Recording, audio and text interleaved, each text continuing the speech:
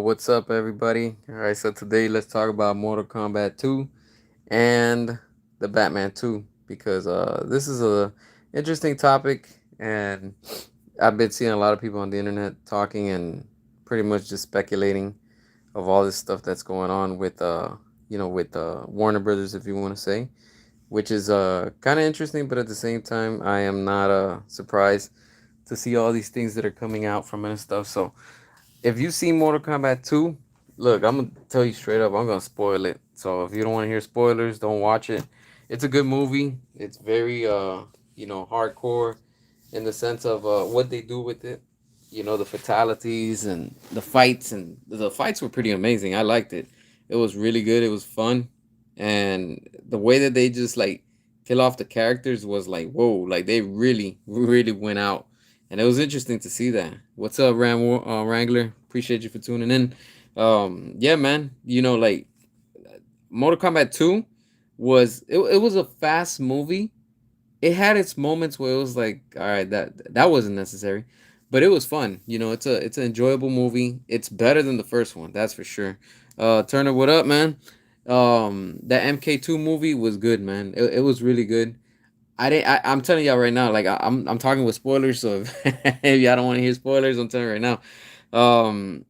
Yeah, it's good. It's good. Um, I'll just like I'm gonna try not to spoil it too much because I know some of y'all haven't seen it and stuff. So I do want to say some stuff. But the way that Shao Kahn is in this movie, he's dope. He's my favorite out of all of them. I didn't like how they literally like what they did with Bihan, also known as Noob Saibot. That's I guess a resurrected Sub Zero if you want to say, and Scorpion, because that was mainly they just make cameos. I was like, what? Like this whole damn movie should have been focused more on them. They come out in the last final act, and I was like, all right, it is what it is. They came out for like the last 5 minutes. Sean, what up? What up? Austin, what up? Yeah, MK2 is not perfect, but it's good. Yeah, exactly. It was a lot better than the first one, that's for sure. And I liked it. That's all that matters. That's in it was fun. It was fun. That's all that matters in the end.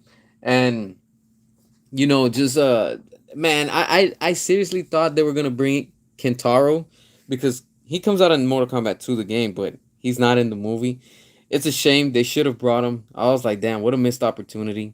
I like how the movie sets up everything and continues from the first one, but I don't like how it ends because I'm gonna tell y'all straight up. The ending of Mortal Kombat 2 is just they pushed low key that agenda because it's all about Katana. And I was like, come on, man. Like that's the only downfall of that movie, but the movie is fun, it's very entertaining. And like when you see what how the finishers of every character and stuff, it's pretty cool, and if you played the games, and I said the games because they get pieces of every game and they throw it into this one. You see the pit from Mortal Kombat 1 exactly how it's supposed to be. I was like, that was pretty cool. And like if you played the original Mortal Kombat, when you fall down in the pit and you fight, that level literally, that background, it takes place in a scene, and you see Sindel fighting with Sonya. It was pretty cool. It was really short. That scene was like 2 minutes. I was like, damn, man, that should have been longer. But for what it was, it's like they rushed it and stuff. Yeah, Liu Kang. I like what they did with Liu Kang too. He was pretty cool. He kind of looked like Ken in this movie from Street Fighter. I was like, damn, he's giving me a lot of vibes of Ken instead of Liu Kang. But I like how he did every move like in the game. He even does the actual when he throws the flame. He lifts up like the knee and stuff. I think he did the little kick that he does, but I don't think he did the bicycle kick. He did the regular kick that he does. So that was pretty awesome to see that and stuff like that. So I mean, it was a fun movie. It was Johnny Cage was good. Carl as Johnny Cage was pretty solid. I would have gone with the Miz honestly from WWE. I think he would have had more with Johnny Cage personality. The Miz from WWE, he pulls that character a lot better. Like I see him as Johnny Cage. But this dude, he was good, and the music was amazing. The cinematography was awesome. I loved it. I love the backgrounds. I love the costumes. I like the props. Everything of that, the setting, the tone, all that was very good. Very good. They brought in some characters just for Easter eggs. I was like, was that really necessary? It was nice that they brought them, but I was like, it was kind of pointless, you know. They should have brought in more characters, I feel, and like I don't know, it felt rushed. That movie felt a little rushed. Like you can tell that they were rushing through it just to be like, yeah, we're just gonna get this movie done. But it was fun. It was fun. I'm not gonna say it wasn't. Um, Oh yeah, the Batman too.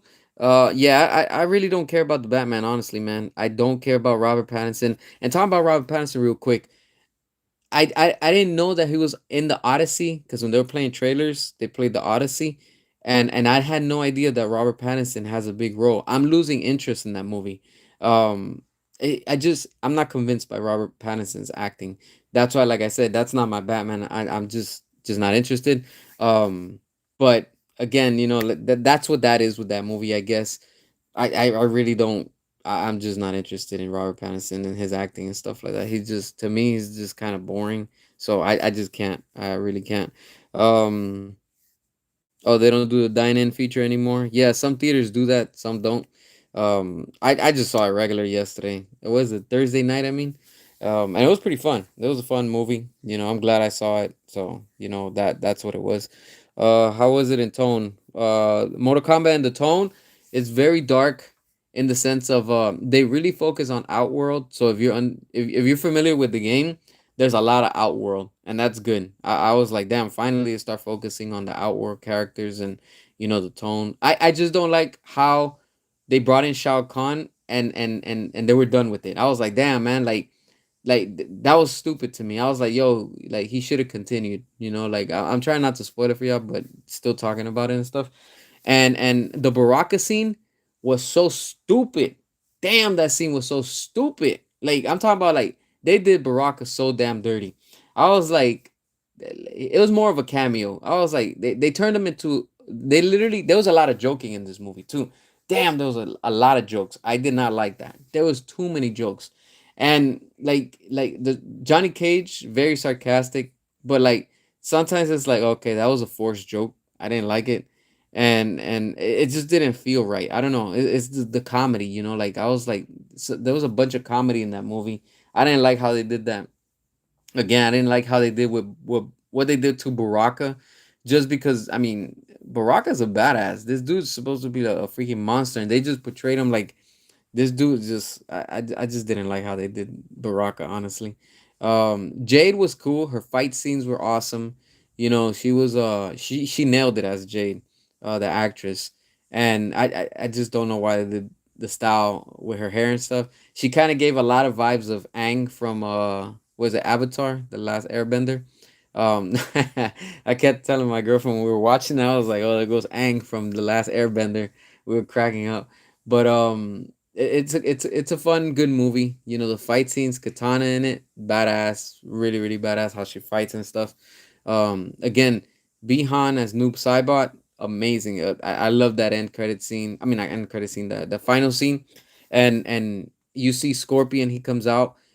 Um, but I don't know. I felt that it was better in the first movie. They were just there just to like, I guess to please the audience and say, "Yo, we have them in the movie." I don't really know the story about Noob Saibot. I know he's dead. That's a resurrected Sub Zero, but I don't know what happens to him after. I don't know if he comes back later in the stories or I mean he's dead, so that's that when it comes to that character.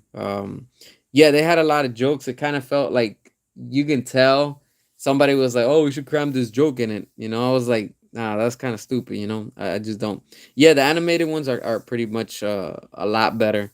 The live action, look, this movie, I was looking at it and I was like, "How am I gonna see this movie like 10 years from now? Is this going to age well?" It's gonna age decent, but the jokes are not. It's just like the 1995 one. That movie's so cheesy with the jokes and the corniness, but that's what that was for its time. I think this one should have just been much more serious and like not even have jokes on it. I think that's what kind of to me kind of like threw me off, and I was like, damn, man. And I'm gonna be honest with you, at the end of the movie, I just didn't like how the whole movie is really about Katana. That they pushed that agenda. like the whole time they literally lied to us in the trailer, and at the end, it's all about Katana and how it's really her story. And I was like, damn, man, like they literally threw that under there. And if you see the movie, you know what I'm talking about. The end, I was like, here we go with this garbage. Like here they are pushing these agendas and stuff. I mean, that's what it is and stuff. Um, how does it hold up with MK95? I'm gonna be honest with you. The 95 was good for its time, but this one, I mean, it's the most modern version of it. I really like Raiden. Raiden was dope. Raiden on this one was like, damn, he nailed it, and his costume and everything that how Raiden is portrayed in this movie, I liked it much more than the 95 one and the old one and stuff like that. For that time that worked, but this was good. This was really good because it's like, okay, like he's more believable and stuff like that. The 95 one is like Raiden doesn't have hair in the game. It's like, to me, little details like that, it throws me off. But on this one, it was pretty awesome. So I like how they did that. Yeah, Mortal Kombat. Yeah, it was a low budget film. You can tell that it was a low budget film. Yeah, it was claustrophobic.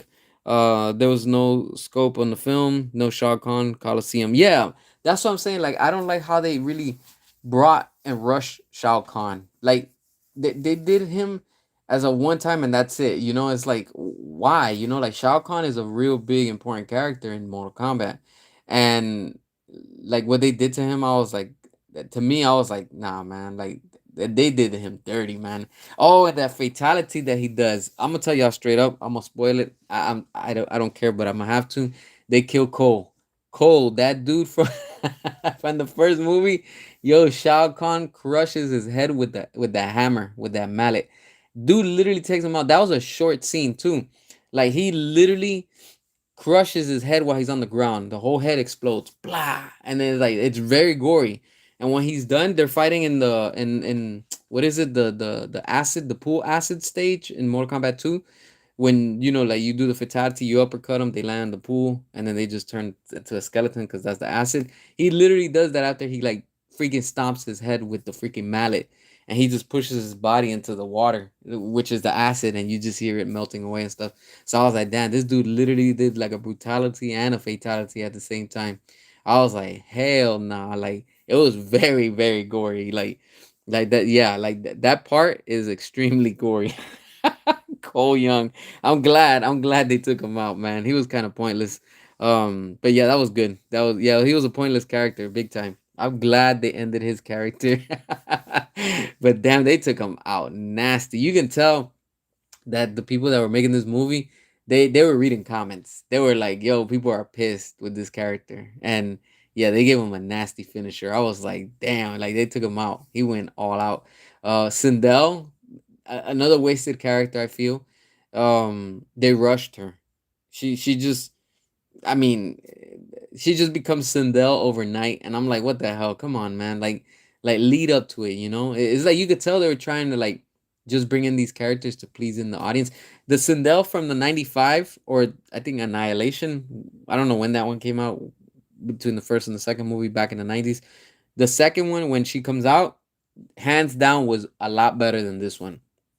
This one, yes, is modern, but the other one and the old one, at least Paul Anderson, he actually tried to get that character to look like in the game, and I give him props for that. So yeah, that fight from the more modern one was better, but the costume what she was wearing, it was better in the old one. So I prefer that one a lot more than what we got right here with this one. But that fight scene with Sonya, yeah, they went down like that. That was pretty dope. I liked it. Um, Let me see. Cole Young's demise might be worth a watch. Yeah, yeah. I know people are gonna be happy when they see that because they're gonna be like, yeah, finally they're done with that character. 97. Okay, Annihilation is a 97. Yeah, that movie was it had it's good and bad. Like that Shao Kahn was shitty in that movie. It was so shitty. But in the new one, damn, this dude is intimidating. Like he's scary. Like that's why I liked. I was like, damn, this dude is like ruthless. He's Shao Kahn. That's how he's supposed to be. And I love how Shao Kahn does his moves. Like in the game, he does the shoulder thrust that you see the green effect behind him, and he did something else. I don't remember. I think something with the hammer right now. But I was like, that was pretty cool, to see that. And of course, Liu Kang does his stuff. That was awesome too.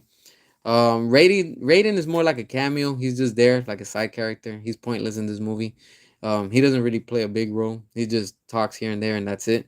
But it was nice to see him and stuff.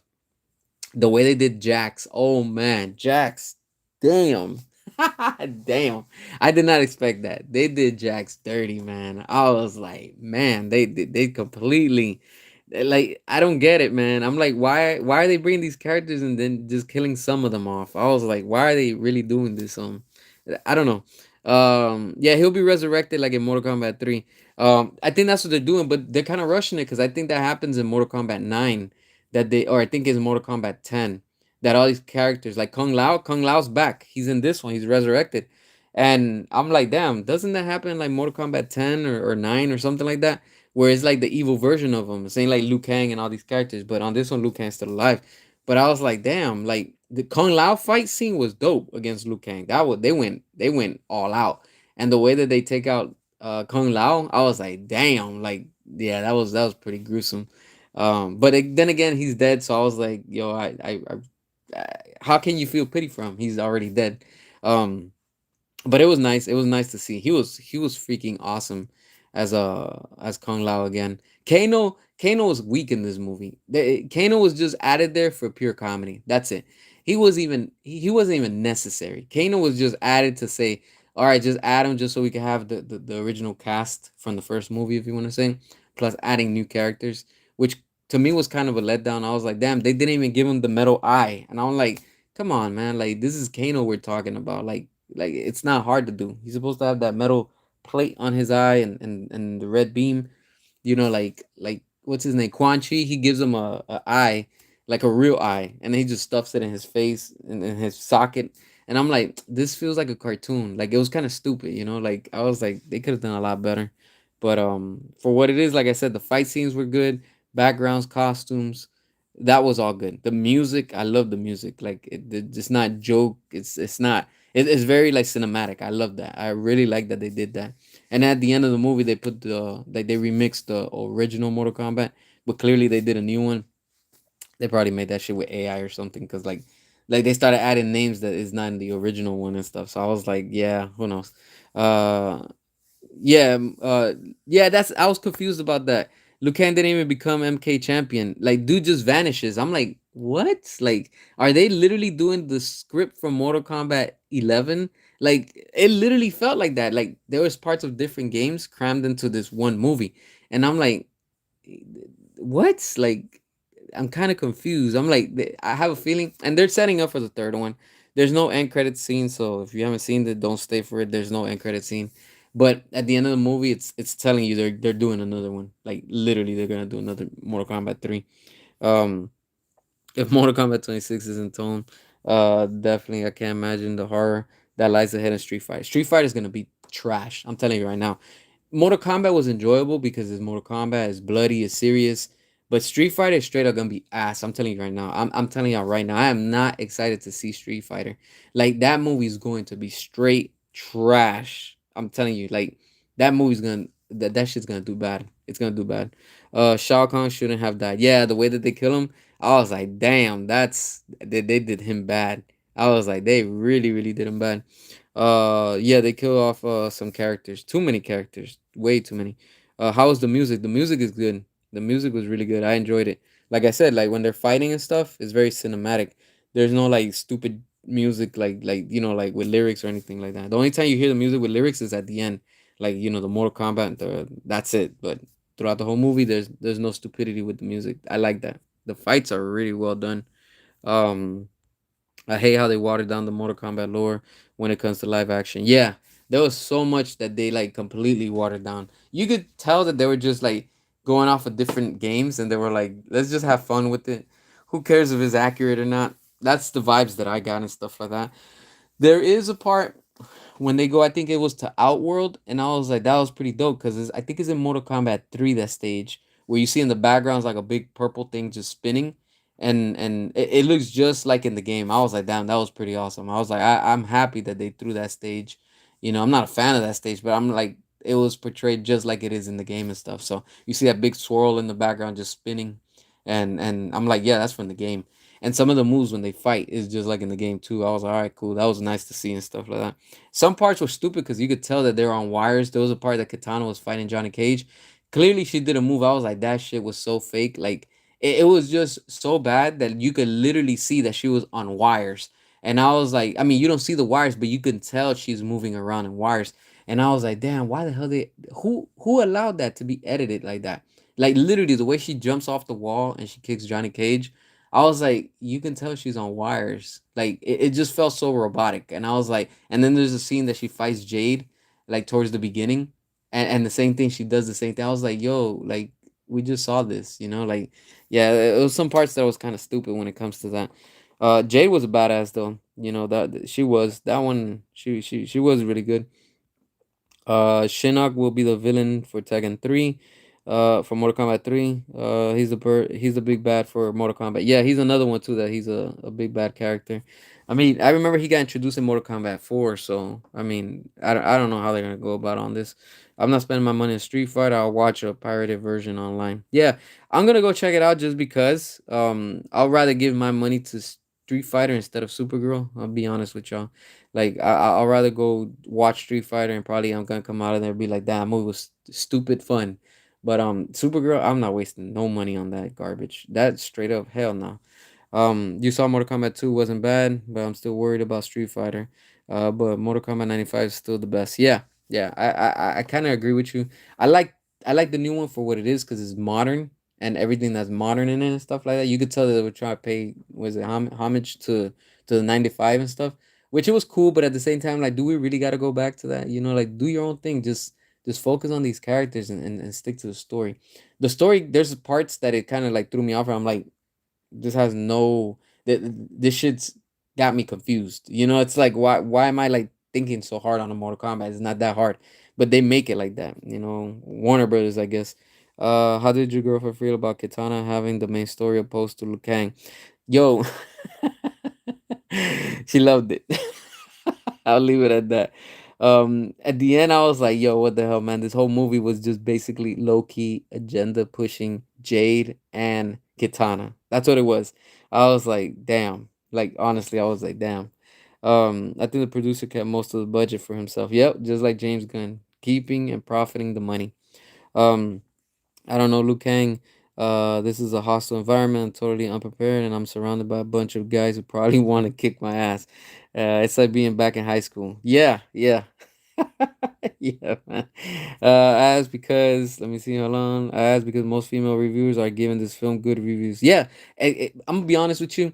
It's because at the end of the movie, I'm gonna tell you straight up, it's woman empowerment. That's what it was. It's Kitana sitting on the throne of Shao Kahn, and on her right side, she has Jade as her new freaking informant or right hand, if you want to say literally.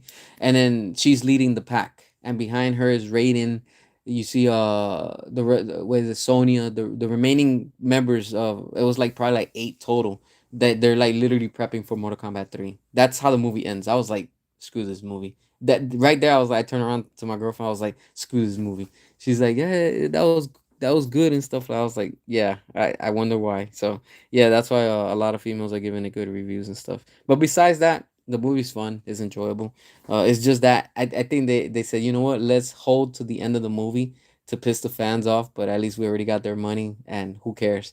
And they literally just swept that right in front of us at the end, and I'm like, oh, okay, so the whole movie was like straight up woke. It really was.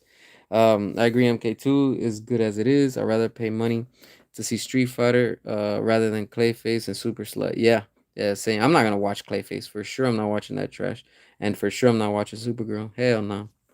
Apparently, the Batman 2 is the first Batman movie with snow. Yep, that's what the shills are saying. That's what all these shills and fake fans are saying. So many fake Batman fans out here. Yep, yeah, everybody's glazing. Oh, the Batman 2's the first movie to have Batman in the snow.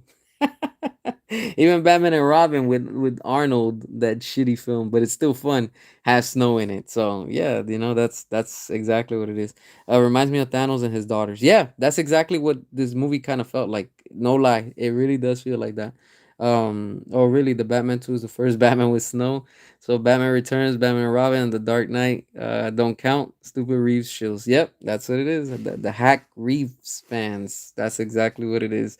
It cracks me up, man. Like you could just see everybody glazing over the internet about this picture from Matt Reeves with the Batmobile literally going through like a snowy road. I was like, and what the hell? Like honestly, it's like what the hell? Nobody cares about that.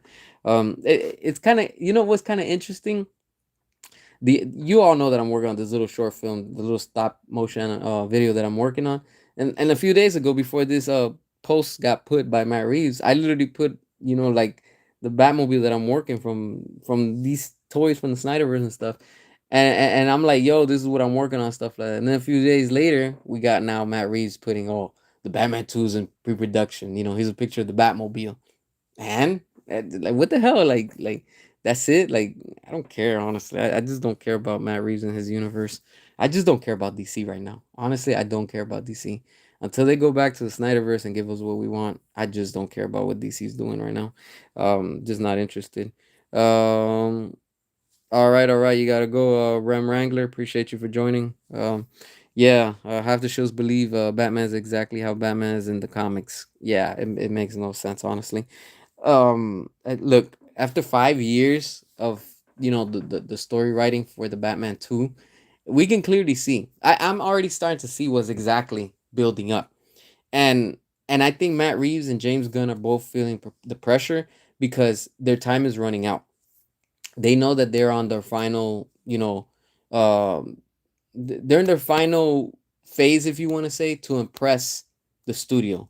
And James Gunn, his Batman Brave and the Bold, that shit's not going to happen. The Batman Part 3, that shit's not going to happen. And I think what's going to happen is what a lot of us have been saying, and I said it before anybody started saying it. Y'all remember, in the end, I think Matt Reeves and James Gunn are both going to team up, and they're just going to merge Superman, and the Batman's going to join forcefully the DCU. And a lot of people are saying that it could happen because of the multiverse, and especially with James Gunn, that he started this whole multiverse bullshit with those doors that it comes out in I forgot, I think it was in Peacemaker or whatever the hell, those portals or those doors. I don't know what the hell. I don't care. And I think at this point, Matt Reeves knows that he's done with his DC, and James Gunn too. So what, especially if they're gonna be working together for dynamic duo, I think they're just trying to rush, and they're just gonna be like, you know what, we might as well just impress the Paramount executives. But I think at this point, it's done. It's too late. You just can't. And we already know that that Turkey, that dude that's backing Zack Snyder for the UFC, he has money. He has a deep plug in this industry. So what I think they're doing is they're giving time to James Gunn, Matt Reeves, to do and finish whatever's remaining still under contract. And after Man of Tomorrow, that's it. It's over. That's it. And once the sale goes through 100% with Paramount, it's game over for them. And they know it. They know it. Like they had too much time to do what they had to do. They failed to get the job done. It doesn't matter how long Matt Reeves took. He just took forever to come up with the script. I don't care about the excuses. If I was an executive, on the board, I would be like, I don't care about the excuses. 5 years for a story, and this movie is still not gonna make them money. The first Batman couldn't make $1 billion, and then the James Gunn fans came out, all these fake fans. Oh, Superman is gonna make $1 billion. It did not make $1 billion. It struggled to even make its budget back. And then the numbers coming out, especially when Ted Sarandos with the whole thing with Netflix, he was in court. He even said the Superman underperformed. So that's it. Like, how much more proof do you need that that shit ain't working? That's it. Period. So I think Paramount is aware of that, and they're just waiting, and they're just riding this wave and saying, "Yo, let this shit end." And once it's done, that's it. We're just going back because let's be realistic. If Zack Snyder was to come back now, realistically he can't do nothing because he's working on the UFC movie next, Brawler. So at let's look at the numbers realistically, the time frame and all that. He's right now done with the last photograph. If he starts now, they're probably gonna go into editing, and that's gonna probably take him a year or so. And then when the movie comes out, they got to do marketing, add another probably less than a year, a few months. So let's just say from now to a year, he's busy with the last photograph. And then he could start filming already the UFC movie because they're gonna start filming that soon. They can knock that out ASAP. And then once it goes into post production, it goes into editing, give it another year. So we'll be sometime around this time next year where James Gunn's contract is coming to an end. By then, probably Zack Snyder's gonna be done already with these projects, with the UFC movie, and whatever it is that they're with the last photograph. So realistically and ideally, he could come back sometime in 2027, like probably in the late summer, you know, to start already kicking off probably in the summertime of 2027 to kick off, you know, the return of the Snyderverse. And then we get the wheels back in motion. And then don't forget next year, I mean, this year we're getting Doomsday Avengers, Avengers Doomsday, whatever. And then they're setting up the next one. It's going to be Secret Wars, part one and part two. It would be perfect now for Paramount to be like, yo, you know what? We're going to re release and we're going to make an announcement with Zack Snyder. And we're going to re release, you know, we're going to put the Snyder cut in theaters, you know, in IMAX like it's meant to be. Boom. That's how you get momentum. You re release Man of Steel, Batman versus Superman, Wonder Woman, you know, all the movies that were connected in canon to the Snyderverse, leading and setting up and opening the doors to Justice League 2 and preparing things. And you announce that and be like, yo, the return of Zach, you know, and we're getting the air cut with David Ayer and all that. Because all of that was connected. And then now you have something that's going to be able to go up against Marvel and the MCU because that guy Turkey, he's like he loves Zack Snyder. He loves his work. He loves his DC. He loves what he's done with DC. So I think this dude he's trying so hard to do what he has to do, and we know that Pam and Mike DeLuca, they're right now in charge after James Gunn, you know, in 2027, you know, and they got their job secure. James Gunn, he got his contract extended until spring next year. We're literally about to enter summer this year in 2026, you know, right now as we speak. So a year from now, by this time, James Gunn's contract, it's coming to an end. This is why he's pacing and just trying to do shit, like put it together. Andy Muschietti is going to be ready and working with Welcome to Derry, so I think that's season two and then probably season three because it's going good for them. So whatever they have remaining now, that's why they're trying to fast track it with Matt Reeves. Yo, go ahead and do the Penguin season two. I don't care about the Penguin. I didn't care about the first season. You know, it's like it's still bullshit. That they're just trying to get people so they can be like, yo, you know, like there's an interest. There's no interest. People just don't care about it. You know, like, and we see the numbers, they keep on declining every single time. So I think like once all of this reaches to that point, it's just gonna be like, yeah, we're going back to what was working, which was with Zack Snyder, and we know Turkey's backing that up. He's fighting for us. He wants that to happen because he even said it. He wants Zack Snyder's DC to go up against the Avengers. So that's what we're talking about. That's what I've been saying for a while. That's what you need. That's you can't go up against the Avengers with James Gunn and his bullshit. You can't. You can't go up against the Avengers and Matt Reeves and his the Batman? Hell no, you can't. You just can't. You need Zack Snyder. You need those characters that were portrayed with respect. James Gunn doesn't give a damn. Matt Reeves doesn't give a damn. They're just doing it just for the paycheck and that's it. You know, it's bullshit. But with Zack Snyder, there's so many doors that are opening within that universe, and Paramount knows it. You know, they're gonna go back to what was working and what was making them money. So once they realize that, they're gonna be like, yeah, that like we have to go back to that formula to be able to rival. If you really want to rival against Disney and the MCU and stuff. Um, Let me look at some comments real quick. Monarch Legacy of Monsters season 2 is also amazing. Yeah, I haven't seen it, but I heard good things about it too. The Snyderverse is the only DC property that could go up against Marvel. Yeah, exactly. I agree with you, Brandon. That's true. Chris, what's up? Rumor has it that James Gunn will be staying with DC. All right, let me say something on that. That's old news. That's before Paramount entered the bid. All this old news are being pushed by these shills and all these agenda lovers. The alphabet people are pushing it because they want that to be in people's mind. Oh, they're gonna keep James Gunn. No, they're not. In the end, they're not. They're not going to keep him. That's old news, but it keeps on resurfacing and it keeps getting shared. So people are thinking that yeah, that's gonna happen. It's not gonna happen. I'm telling y'all right now, that shit ain't gonna happen. And if it does happen, Paramount's about to feel the power of us, the fans, again, because our wallets are gonna stay locked. That's it. Period. Like nothing's gonna change. You know, if they don't want to change, then we're gonna keep on making their movies tank. You know, straight up. Um, God is so good. He exposed the lies of Gunn's regime, and he's restored the Snyderverse already behind the scenes. It's done. Yeah, justice always wins. In the end, that's the fact. Justice always wins. It's so long that you can get away with all this injustice and all this corruptness and stuff. And I think now, that's all caught up, especially the numbers at the box office. Mortal Kombat, they're praising that they made 17 million. Think about that, 17 million over like right now, just between Thursday and Friday. We're gonna see what the numbers are gonna come out. That's pretty bad. That's pretty bad. Like for a Mortal Kombat IP, that's pretty bad. Like that's not even good. For now, till Supergirl and Man of Swallow gets released, doing poorly, they'll give Gunn the boot. Yeah, yeah, they're gonna see that they're not gonna make the money. That's why James Gunn's pushing all this trash. Clayface, he's pushing. Think about it. Why would Clayface be made? That was supposed to be within Matt Reeves' universe. Matt Reeves is gonna get forced to be in the DCU with his Batman. I don't care what anybody says. That shit's gonna happen. They keep saying, "Oh, it's not gonna happen." That's going to happen because they're running out of options. James Gunn is not gonna get his contract extended. He's just not. Straight up, he's not. I need to go back. Was what was working? Yeah, Supergirl's gonna flop big time. The views on the trailer says it all. Yeah, yeah. People are not excited. And talking about Supergirl, the merchandise is not even selling right now at Walmart. I picked up my Henry Cavill because it's in that wave. The one with the red eyes from Batman versus Superman. So if you guys are looking for it, I think they're carrying only two per case of that. On that display. But keep checking often and you'll find it. I found mine in person, so I was like, all right, cool. That's why I don't pre-order, but it's nice to have it.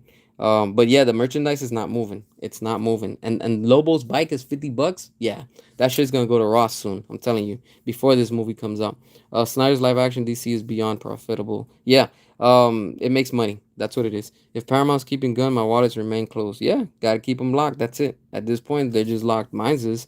Paramount never would have hired James Gunn. Hell no. Maybe the old Paramount, because the old regime and all those chills, they were the ones that were doing what they did. They even did what they did with Transformers. They ruined it by, pushing agendas and stuff. But that's the old regime. The new one, they're not playing around. They are not playing around straight up. Vegeta, what's up? What's up? James Gunn, he will leave soon. He's just a loser person. Yeah, yeah, that's exactly who he is, Jack. The question now becomes, what was MK's 2 budget to begin with? I had to look into it because I don't know at this moment, but those numbers are out there too. The budget for MK2 was actually less, so I think it'll do okay at the box office. I saw it yesterday. It was a solid movie. Yeah, it was a solid movie. It's not a perfect movie, but from what's out there right now, yeah, it was enjoyable and stuff. But I do gotta say this: when I saw Shang Tsung, I turned around to my girlfriend. I was like, Shang Tsung is such a hater. He is. He's a hater in this movie. That dude cracks me up. He's the one that was in Batman: The Dark Knight. The Asian dude, I forgot what was his. He was the one that took the money, and then Joker was like, "I know a squealer when I see one." That dude that comes out, that's who Shang Tsung is. He cracks me up, man. I don't know his hair, and how he's trying to take what is it, Quan Chi's little amulet, and I was like, he's such a hater. I was like, man, cracked me up. Looks like Injustice 3 is finally happening. Yeah. Yeah, that's what they're saying too. And another new Mortal Kombat is probably gonna be Mortal Kombat 2. But I don't care. Mortal Kombat 1, I don't even have it. That shit's been on sale multiple times for like $12.99 on the PlayStation Network, and I refuse to buy it. I refuse to buy that game. A Supergirl actor, she was fired by WB and DC. Yeah, once that movie tanks, you're gonna see for sure it's gonna do bad. Think about it. Gunn hasn't said anything true about rumors of him quitting or the Snyderverse returning. Also, guys, why did everyone got 5 years and Gunn didn't? Gunn is out. Yeah. Notice how James Gunn is very quiet. He has not said squat. Nothing. He knows. He doesn't even know. They're not telling him anything. Compared to Supergirl, Mortal Kombat 2 budget is way less. Yeah. Yeah, big time. Yeah, we're gonna see what's gonna happen at the end of the run of this movie. Yeah, I meant to say Paramount Skydance. Yeah, there you go. Paramount Skydance. They would never allow that. How's my day? My day's been pretty chill. Just here chilling and stuff. Still working on those things to get that little stop motion film for y'all soon. So that's taking me time because I have to like literally design everything and add paint necks and stuff like that. So I'm getting little props here and there and stuff. I can't wait to start doing that already. I'm not feeling Clayface movie. Neither me. I don't want to go back to the theaters for Batman 2. confuse people. Yeah, I'm not. I'm just not interested in the Batman. Robert Pattinson is not my Batman. That's just what it is. Have you seen the new Supergirl poster? It doesn't even feel like they're trying at this point. For which I don't care. Either way, I don't know. There's just so many that I don't even care anymore. James Gunn's not feeling get new Batman actor. He wants Robert Pattinson now. I think that's what it is. Remember, James Gunn has said it multiple times that he's brought up the idea to Matt Reeves. The only thing is Matt Reeves is not caving in yet, but he's about to. Matt Reeves is his Batman's about to join the DCU, and that's gonna happen for sure. That was his name. When Batman was in Hong Kong, Lau. Okay, yeah, that dude. Yeah, there you go, that guy. Yeah, he was good in that movie. In Mortal Kombat as Shang Tsung, he cracks me up. It's just the hair. I don't know. It looked like the '50s type of haircut, like from Grease Lightning. It just cracks me up, man. And he's such a hater. He wants that little Shinnok amulet. I was like, look at him. He's like, you imagine what I could do with this power or something? I'm like, yeah. I mean, that's Shang Tsung. It's just that's. I guess that's just how he is. These greedy sorcerers. I wonder who will voice Batman in Justice 3. I miss Kevin Conroy. Yeah, I wonder who they're gonna do. Probably the same guy that did the voice for Arkham Origins. He's a good Batman too. He sounded like a young Kevin Conroy in Arkham Origins. So maybe they could get him. I'm not sure. It would be nice. Other comic book shops are giving away super slut posters with each comic book people buy. Yeah, not even for free. I want that trash, honestly. I hear the Batman Part 2 will be a drama heavy Dent family. That sucks. Matt Reeves. Yeah, I don't care what they're doing with the Batman 2. Honestly, I don't care they're adding snow. I don't care what they want to do with it. It's just, look, man, that movie's going to suck also. The first one sucks. The second one's going to be even worse. Um, Matt's Batman 2 is only being made is because Superman didn't do well. Yeah. Think about it. Take years and Superman was a fast track gun, had no choice. Yeah, yeah, they're just rushing it. At this point, they know that they ran out of time. The only hope for WB to be saved is Godzilla and Kong Supernova. Yeah, that and Paramount. That's it. Once Paramount comes into full effect, that's it. It's over for them, and they know it. Robert Pattinson isn't interesting as Ben Affleck. People use him as a weapon against Affleck. Look, I'm gonna be honest with you. Even Robert Pattinson being in the Odyssey from Christopher Nolan coming up, I'm gonna tell y'all straight up that movie is starting to sound like shit. You don't believe me? Go look at the cast. Besides Robert Pattinson, go look at who it looks like they're getting for Achilles or whatever the hell his name is. Go see that shit. I'm losing interest. I have a feeling, hopefully, that Christopher Nolan did not bend the knee, but it's starting to sound like he did. I hope, I hope he doesn't, but I think he did. Adam West is the perfect Batman for Guns universe. Andy Muschietti will not do Batman. Nope, I don't see that happening. He doesn't care about James Gunn now. Nah, he's busy with it and Welcome to Derry, um, which is good and it's getting good ratings too. So I'm just not. I don't care about it honestly. You think Freeze will be the villain for the Batman Part 2? I hope not. Look at what Reeves did to Riddler. Yeah. I didn't like his. I don't like Matt Reeves' version of any of these characters. Honestly, I didn't like that Catwoman. Hell no. That Riddler sucked. That Riddler was just straight up like I don't know what the hell that was. His Joker at the end credit scene, trash. Joker with herpes, that's how I call it. Yeah, I just I don't care about it honestly. Restore the True Batman, also known as Ben Affleck. Oh yeah, we're gonna be getting that shit. I'm telling you for sure. And when they do announce it, I'm telling you right now, they are gonna be making money. That's when they're gonna start seeing. Roger Smith, he was the voice for Sonic. Oh, okay, there you go, him. Mr. Freeze was in Ben Affleck's Batman movie. Yep, you see, again, they're stealing ideas from what was in the Batfleck movie. Remember, and we're hearing all this now. So yeah, for sure, Hack Reeves, that's what it is. He's a hack. That's it. And James Gunn, straight up another bozo. No, Reeves isn't allowed to use Mr. Freeze. No thanks to Gunn. Okay, so hopefully, yeah, Elliot is supposed to be in the Odyssey. So I'm telling you right now, my interest for that movie is going down even more. And I'm like, man, we already know where this is gonna end.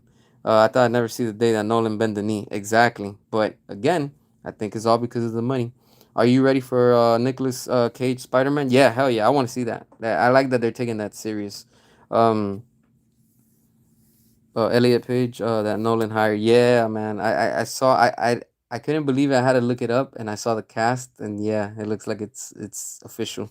You gotta trust that Christopher Nolan knows what he's doing. People said the same thing about The Dark Knight Rises before it came out. Yeah, that's true. That's true. I mean, but I don't know. Some of the cast is just not to me. Like it's just not getting my attention. Robert Pattinson doesn't care.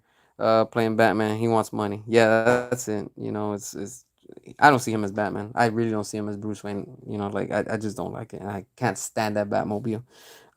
Christopher Nolan does know how to use the cast. That's true.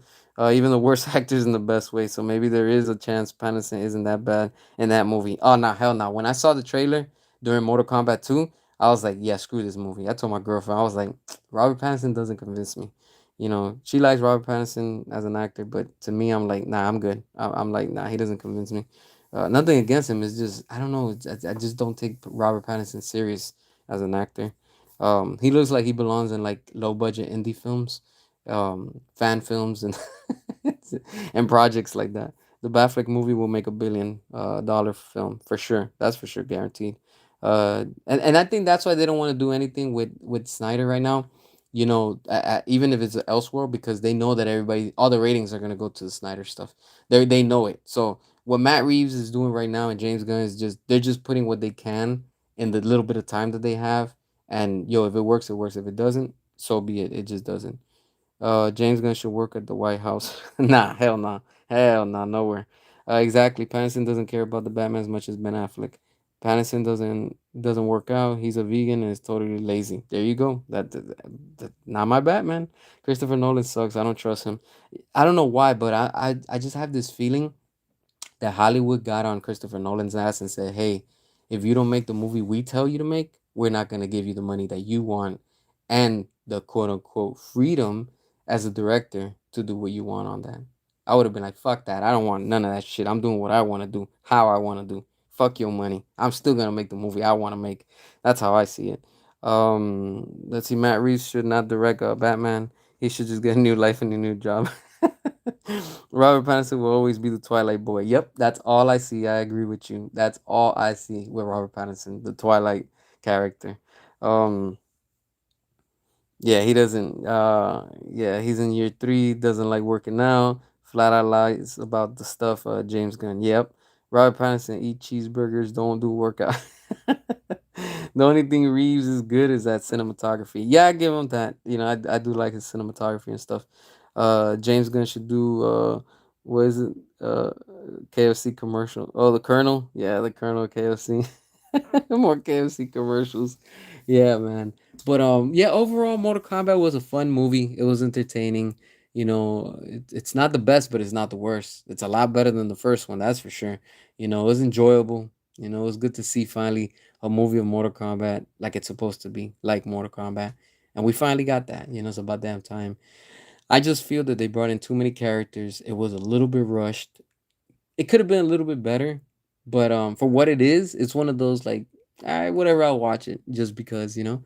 And it's like one of those pastimes and stuff like that. But like for me, it's like, do I want it in my collection? Nah. I'm like I'm good. I'll rather get the 95 and 97 one in my collection and have those, you know, for what they are. And Street Fighter, the new one, I'm telling you right now, that movie is going to be ass. Like watching the trailer, I was cringing. I was like, damn, this shit looks so terrible. Like it just doesn't convince me, man. That movie looks like straight trash. I'm like, why did these companies, I get it for the money, but like, why would you let a company disrespect your IP like that? I don't know. That's just how I feel when it comes to the stuff, you know, to these movies and things. Um I think you might be onto something with your Nolan theory. Yeah, I think that's what it is. I think Nolan just slowly he's caving into Hollywood, and they're pressuring him, especially with how shitty the economy is right now, and he's not really getting work like that. You know, like it probably they were like, "Yo, either you bend the knee slowly to us, or we're just not gonna give you the budgets that you want." And especially when it comes to money, most of these people they all sell out, unfortunately. Which you like better, the '90s or this or like what this era? I mean, I miss the '90s honestly. The '90s they didn't give a damn. It was different. It was fun. It was more like laid back, and people weren't so sensitive like today. Today everybody's sensitive. You tell somebody, yo, I like me a double burger. They get offended. You like meat on your burger? Hell yeah. Damn right, I'm a carnivore. Oh, I'm vegan. I only eat mushrooms in my meat. I mean, in my burger. I can't eat meat. Yo, shut the fuck up. I don't want to hear that. Oh, I don't drink regular milk. I drink soy milk. Get the fuck out of here. I don't want that shit. You get what I'm saying? It's like everybody's so sensitive about everything. The 90s, people were like straight up like it was just it was different, man. It was completely different. I miss it. Everything, the music, the entertainment, magazines, everything was just much more badass. Today everything is so sensitive. You can't say this because you're gonna hurt this side, or you're gonna hurt their feelings, like all this, it's like, man, nobody cares about that, stop being so sensitive. You can't even joke around because people get offended by your jokes. I'm like, they're jokes, they're supposed to be what they are, jokes. It's just a sensitive generation. They keep on getting more and more pansy, honestly. Like, they keep getting more and more like puss. Is it me or just Katana have more screen time than the Johnny Cage? Mortal Kombat 2 is literally a low key Katana movie. That's what it was. They just threw in Johnny Cage, but it's straight up a Katana movie. Carl was funny as Johnny Cage. Yeah, he was. James Gunn needs to do a Star Lord movie. He'll be back at Marvel soon. Van Damme Street Fighter for life. Yeah, Van Damme was badass back in that Street Fighter. He was really good. Hell, even the arcade game that they made him like real life and stuff. That's a fucking awesome game also for what it is from that time. Street Fighter 2026 is cringy as fuck. Big time. Big time. I just can't stand seeing Jason Momoa. Jason Momoa as Jason Momoa. He's just green and they just painted him green with the orange. They, dude, at least cut the beard. Cut the beard. Blanca doesn't have freaking beard, but yet on Street Fighter he has a stupid beard. Like, that's just Jason Momoa green. That's it. And then in Lobo, Jason Momoa is Jason Momoa, but with a white face and Kiss wannabe looking character. That's what it is. I don't care that was the role that he. Oh, I want to play this role. I don't give a shit. I don't. Like, that's straight up like stupid, yo. You went from Aquaman, $1 billion movie, to this shit with James Gunn. Yeah, that's just career damage for yourself, honestly. Sarcasm made the '90s phenomenal. Just watch the Attitude Era WWE. Yeah, WWE was badass during that time.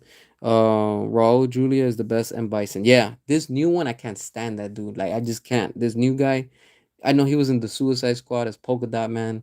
I can't take this actor serious as freaking Bison. I just can't. I just really can't. I feel the same thing about upcoming Resident Evil movie. Oh, don't even get me started about Resident Evil. Oh man, that new Resident Evil movie is going to be shit. This movie. Oh my god, that shit's gonna be trash, trash. And I just made a video talking about it. How as a Resident Evil fan, that shouldn't even be called Resident Evil. Honestly, they should just call that something else. And it's funny because now some of these shows within the Resident Evil community are coming after me, and it cracks me up. And they're like, "Oh, like you don't know Resident Evil, really? I started with Resident Evil 1 back in 1996. Don't come at me and tell me I don't know Resident Evil. Resident Evil is what it used to be. The real Resident Evil is from Resident Evil 0 to Resident Evil Code Veronica. The real Resident Evil 4 is Code Veronica. Resident Evil 4 just came out like a spin-off, like a hybrid, and we got what we got with that shit, honestly. That's where the real heart of Resident Evil is at. From 0 to Code Veronica. That's it. That's Resident Evil. And of course, Outbreak and stuff like that. But this new one, straight up dead on arrival, completely. Momoa is another one trick pony. Yeah, Momoa is a sellout. He's straight up sold out, man. And that's what I like about that Joe. However you pronounce his name, I don't even know how you pronounce it. But Joe as Deathstroke, I like that when he went out with James Gunn for whatever reason. James Gunn probably said, "Nah, I don't want nothing connected anymore to the Snyderverse." He left Joe alone, and he didn't get casted as Deathstroke. And they're trying to move forward with this Bane and Deathstroke movie. That shit's not gonna see daylight. I'm telling you right now, that shit's gonna be like The Authority. That shit's going to get canceled. That's not gonna happen. That's just them trying to build fake hype for people to be like, "Oh, I'm excited," and this. Yeah, that shit ain't gonna happen. For sure, that's not gonna happen. We're gonna see Deathstroke again once Zack Snyder is back within the Snyderverse. I'm telling you, that's what we're gonna see it versus Ben Affleck's Batman. I'm telling y'all, man, that's going to happen. Um, all right, let's see. 90s Steven films were better to watch. The music was way better. Yeah, big time. Angry Joe will be done. James Gunn's DCU Universal forever. Yeah, I wish Universal would have stepped in, but who knows? Who knows what's gonna come from all of this? Let's not forget Paramount does work very close with Universal too, so that's always a plus. James Gunn should stick with Guardians of the Galaxy. Yeah, he'll be back over there. I love those movies. Yeah, for what they are. I mean, that's James Gunn's thing. I don't need him to make Superman a refugee and Supergirl an alcoholic. That's James Gunn for you. Any guy can play Lobo with long hair and a beard. Dream role. My bad. Yeah, exactly. You know, anybody can play that straight up. I don't know. I don't know, man. I've lost respect for Jason Momoa, and I know Zack Snyder posted a picture recently with Jason Momoa, and I know he's friends with him. All right, that's cool. But realistically, I look at it like I was rewatching that scene with when Cyborg looks at the future and sees that Darkseid literally kills Aquaman with the laser beams. I'm like, yeah, this dude's done. Like, and at the end, Mara's the one that's seeking revenge for Aquaman, and she has his trident. So I'm like, yo, this dude's dead. He's done. So him playing Lobo, that's it. We don't need him back once the Snyderverse is back. We just don't, honestly. Angry Ho, it's Gun with Gun. G not surprised. Yeah, he was simping for James Gunn, and he was so disappointed with how bad that movie did. It should be called The Evil Resident. Yeah. Um, that's a fake Resident Evil movie. Yeah, big time. That movie is straight up trash, man. Once I saw like the first, like I told you, like those first few seconds, I was like, I'm not sold. I was like, this is gonna be trash. Resident Evil director, he's not listening to the games. Nah, he's doing everything opposite of the games. It's like the director wants to piss off the audience on purpose. That's how I take it. Resident Evil 4 could have been any game. They just put Leon and put Resident Evil on the titles to sell. Could have been any game. Exactly. You know, that's where they lost me as a fan. I'm gonna be real with y'all. I've said it and I'll say it again. They lost me as a fan at Resident Evil 4. To me, the real Resident Evil 4 is Code Veronica. If you want to talk about, you know, chronological order and how games were released back then, Code Veronica came out before Resident Evil 4. And then they flipped it and they were like, no, this is gonna be Resident Evil 4. I'm like, nah, hell nah. They lost me at Resident Evil 4. I was not interested. One, because that shit took place in a village. Second, there was no zombies. Third, that shit was like, I was like, what the hell is this trash? Honestly, I was like, this ain't Resident Evil. I was like, they really fell off, and I get it that they were trying to go like the action route and stuff like that, but they lost me at 4, 5, 6, 7, 8. I haven't played none of those games. I don't even care about them, honestly. I've probably played a little bit here and there, seen some gameplay, but it's just not my thing. And they got me back at Resident Evil 9. At 9, I was like, all right, y'all won me back. It took 5 games to win me back. That says a lot. That's crazy, you know? But yeah, I don't have no faith in that new movie. I don't care how scary, how dark they're trying to make it. That don't mean nothing to me, honestly. It just now it's like Thanos when it comes to Welcome to Raccoon City, perhaps I misjudged you. I judged you too harshly or whatever. That's how I feel now. I'm like, yo, at least Welcome to Raccoon City, they tried. That dude tried. He tried so hard, and I give him credit for it. I didn't like the casting for Leon. I didn't like the casting for Jill. I didn't like what they did to Brad Vickers. You know, like if you're familiar with those characters, you know what I'm talking about and stuff, but I just didn't like that, and it could have been better, but you can tell the studio's probably rushing him and stuff too. Jason Momoa will end his career pretty much. Are you excited for Godzilla Minus Zero? Yeah, I want to check that one out for sure. Restore the Resident Evil verse, we need it. Resident Evil 9 was just phenomenal. Yeah, RE9, I was like, wow, wow, wow. That freaking game was so awesome. Like, it had the scare, it had the action, it had the lore, it had the connectivity, it had the characters, it had the graphics, it had everything. That game is freaking amazing. I was like, damn, like, I never felt this about Resident Evil in a long time. And that's what I liked, you know, because Resident Evil is supposed to keep you on the edge of your seat, scared as shit. And it's like, that's what I love about Resident Evil 1. Like, you play that shit and you just hear those zombies, you hear those monsters walking around, that fucks with your mind. You're like, yo, they're around here, I just don't know where. And you know you're running low on ammo. You're like, yo, I only got 10 bullets. Like I'm playing this bitch on hard. Like they're gonna get my ass, and you get what I'm saying. Like it just it torments you in the way of like this is what Resident Evil is, survival horror. And Resident Evil 9 brought that, and I like it. I really like that. You know, like, and it's kind of scary when you see the characters that they're like semi dead, but they're still kind of like alive. If you played it, you know what I'm talking about. And the singing girl, like that shit was creepy as hell, you know, like, and the dude that's following you from the kitchen with the big old butcher knife, I was like, that's some scary shit, you know. It's like Like that, like I don't know. It was, and it takes place inside a freaking a mental institute, an asylum or whatever that is. And I was like, yo, this is yeah, this is Resident Evil. I was like, that game had me scared of shit, honestly, and I like it, but in a good way, you know, like that's what Resident Evil was supposed to be. Um, all right, let's see. Imagine Batman uses Jack Black and make ridiculous for love. James Gunn's DCU. Probably, because that's what James Gunn does. I'll admit they low key almost got it with Welcome to Raccoon City, but still disappointing. Yeah, big time. Marvel James Gunn, after he comes back to Marvel, you cannot live with your own failure. What did that bring you? Back to me. Yeah, pretty much. Yeah.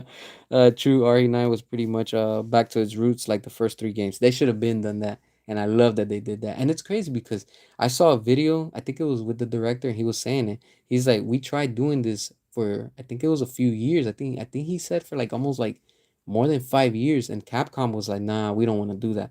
And they finally did it on this one, and they got it. And I'm glad they did that. Now let's see what the next game. And they just dropped the DLC like literally a few days ago. So I'm like, oh hell yeah, finally. So yeah, that's good. Marvel, okay. Let's see. Nobody cares about Street Fighter trailer right now. Yeah, right now all the attention's on Mortal Kombat. I am excited for this Mortal Kombat for what it is. I am not happy for Street Fighter, honestly. Like I feel that they straight up, it's just gonna be that movie's gonna age terrible. Street Fighter, it hasn't even come out, and I'm looking at it, and I'm like, this shit is cringe right now. After the movie comes out, I'm gonna be like, this shit's gonna be even more cringe. I'm gonna be like, hell nah. That's why I said like when I see these characters, I'm like, I just don't believe them. I'm like, I just can't take it serious, man. I just really can't. And from rumors have it that people have seen it, like the early screenings. Cammy apparently is like Harley Quinn in the Suicide Squad. Like she has a freaking rocket launcher, so she's like blasting and blowing shit away, and I'm like, that's not Cammy. Cammy's not like that. Cammy's like she's a badass military type of character. I like how they did her again. The '95 movie got it right. You know, and that says a lot. The Mortal Kombat '95 movies were onto something. I like the new ones because they're modern and the costumes and all that stuff, the visual effects and all that stuff. But the old ones, they still had it. They had it going right, you know. So yeah, I don't know. I don't know what the hell is up with Hollywood. One comic shop guy who wears the classic Robin suit believes he believes the world needs a bisexual Batman and by Gunn. That's what these James Gunn fanatics like. All these James Gunn cultists, that's what they want. They want the whole alphabet in Batman. Literally, that's what they want, you know? They want a race swap, sex swap, they want a every swap, with these characters. And no, you don't do that. You just don't. Um have you played Expedition 33? I haven't, but my girl, she does. My girlfriend, she loves that game. I know it was game of the year. I know I think it's like a RPG. I'm not into those type of games. I could never get into those games, honestly. They're just not my thing. But she was really, really into it when it came out, and for what when I saw the gameplay, I was like, that was pretty cool, like the cutscenes and stuff like that is pretty cool. I just don't like those type of games because it's like Final Fantasy, like, oh, let's fight, freaking spend like 10 minutes. I just can't. I just like my games fast paced, like I just couldn't. But yeah, I did see that they won game of the year last year in 2025, so that's good for them. James Gunn should do Batmite soon.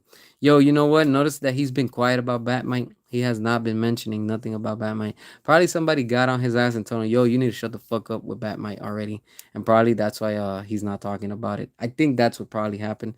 Somebody got on his case about it and said, "Yo, stop it with Batmite. Like nobody cares about that."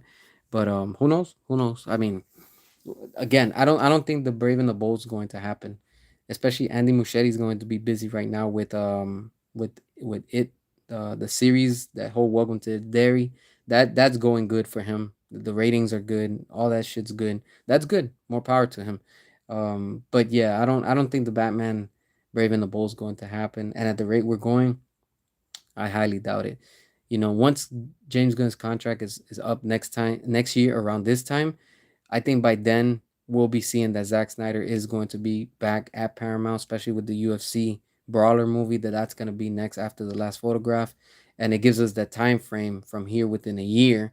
By then James Gunn's contract is going to be up. It's not going to get renewed. He's going to go back to Marvel. I'm telling y'all right now. I've been telling you and calling that for a while. And now a lot of people are starting to say the same thing because they're starting to see the pattern. And I'm like, yo, James Gunn was just sent to fuck shit up over here at DC, and he's done a phenomenal job at that. You James Gunn cultists, that's what he's been doing a fantastic job at, ruining the whole DC brand, because that's what these fake fans love. They didn't like anything at DC, and then now they're coming out kissing ass and licking the boot for Matt Reeves. Oh, the Batman Part Two. Screw the Batman Part Two. Screw that. That you're not gonna get the third one. You're just not. And it's like, I think by then Matt Reeves is just gonna stick to what he's good at, which is Planet of the Apes. Stay with that shit. Like, I don't even like those movies. Honestly, I haven't even watched those movies. I don't even care about that. I just can't take serious a movie with like with apes and monkeys and gorillas like talking and holding guns. I just can't. That shit is not for me. Honestly, that's not. I just could never get into him. And like, that's what he's good at. Just stick to what you're good at.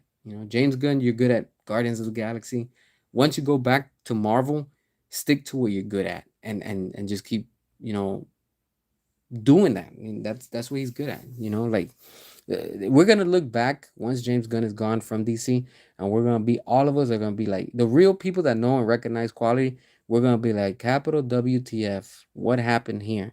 This has been the worst era, time, whatever it is that you want to call it, in DC's history. It's gonna be terrible, terrible. I'm telling you.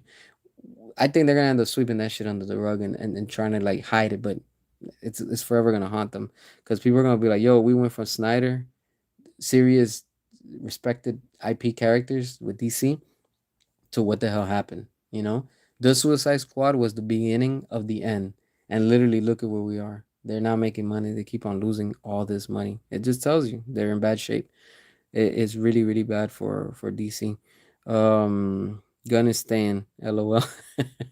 Just because Paramount's keeping Gunn after the buyout doesn't mean he's staying.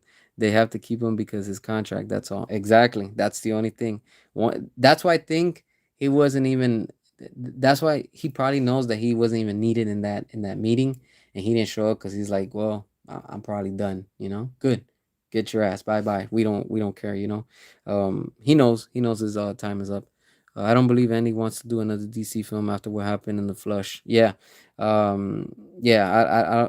I don't think he wants to be respected as a filmmaker, and he should just stick to it. If that's what he's good at, I mean, he's building something good with it. So yeah, that's pretty cool. Um, Lots of things are not going to happen. There's no new projects announced. Just old ones. Gun is cooked. Yeah, yeah, exactly. That's they're just trying to like build all this fake excitement that nobody's showing up. I'm waiting for the Tomb Raider remake game. Yeah, that's true. That's true. I want to play that one. I might end up getting that one too. Gun should stick to Guardians of the Jerk Off Galaxy. Oh man, and James Gunn's not supporting Trump from Paramount. Yeah, exactly. He's not. James Gunn's not gonna take quarters from the Ellisons, and he's not down with that. Remember, James Gunn's all about pushing agendas. We've seen it in Superman. He's doing it again. James Gunn is building the DCU. That's exactly what he's building. Casting all these women in these roles to fight against Superman. That's just the DCU. That's it. So that's what he was hired for. But unfortunately, it's literally paying at the box office, and it's costing them. So it is what it is. Have you seen the Michael Jackson movie? Nah, I haven't seen it yet.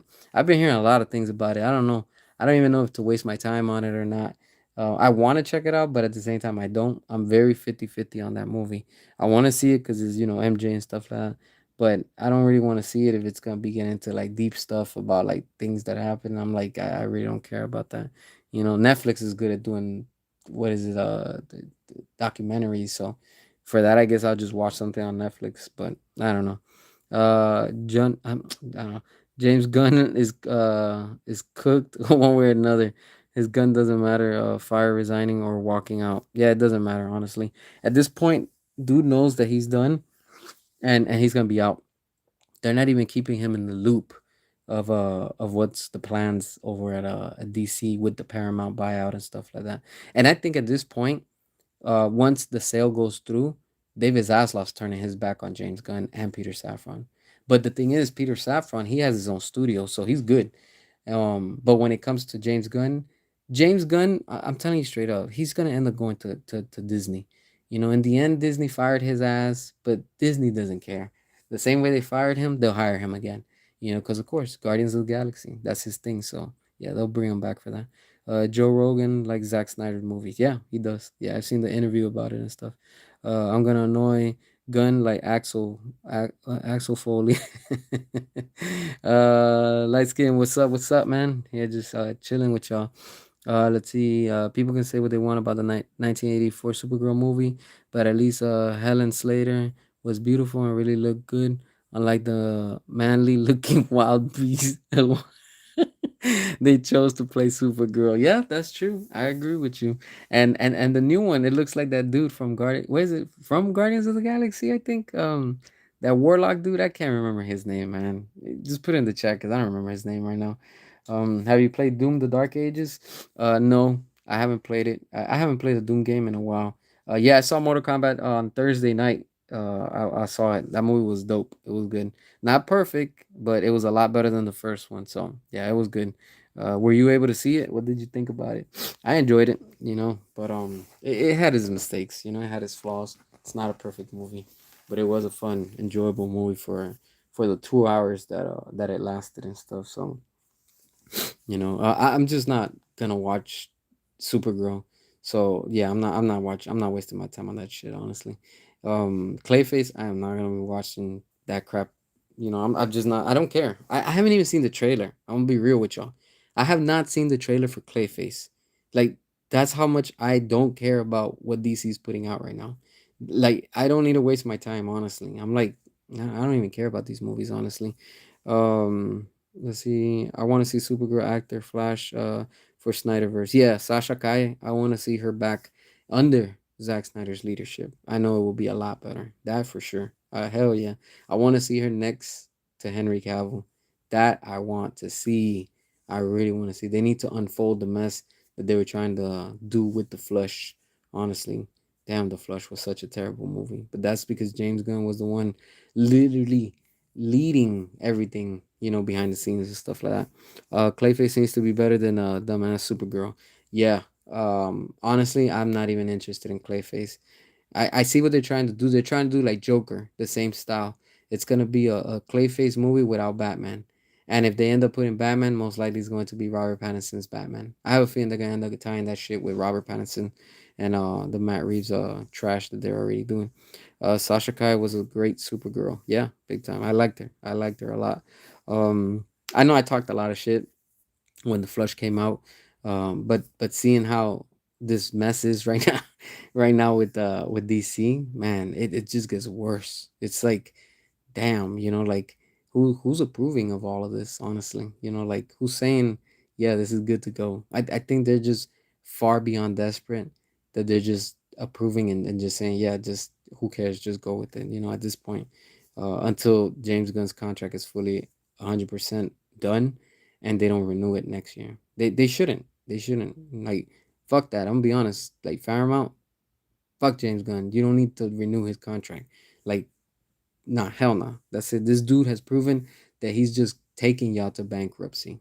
If y'all want bankruptcy, go for it. Like continue with James Gunn, you know, because we're gonna keep our wallets still closed and locked. That's it. Like we're not fucking around anymore. The Rock was going to save you, Sasha. Yeah.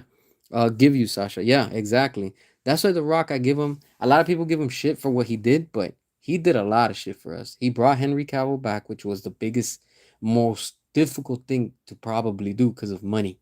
And we were going back to the Snyderverse, and we already found out that yeah, they wanted to patch it up, you know, and continue it, you know. But then James Gunn came and fucked shit up, you know, and this is where we are right now, still feeling the effect.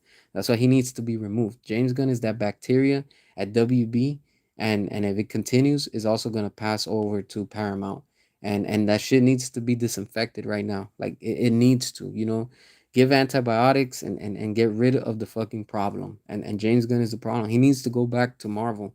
That's where he needs to be at.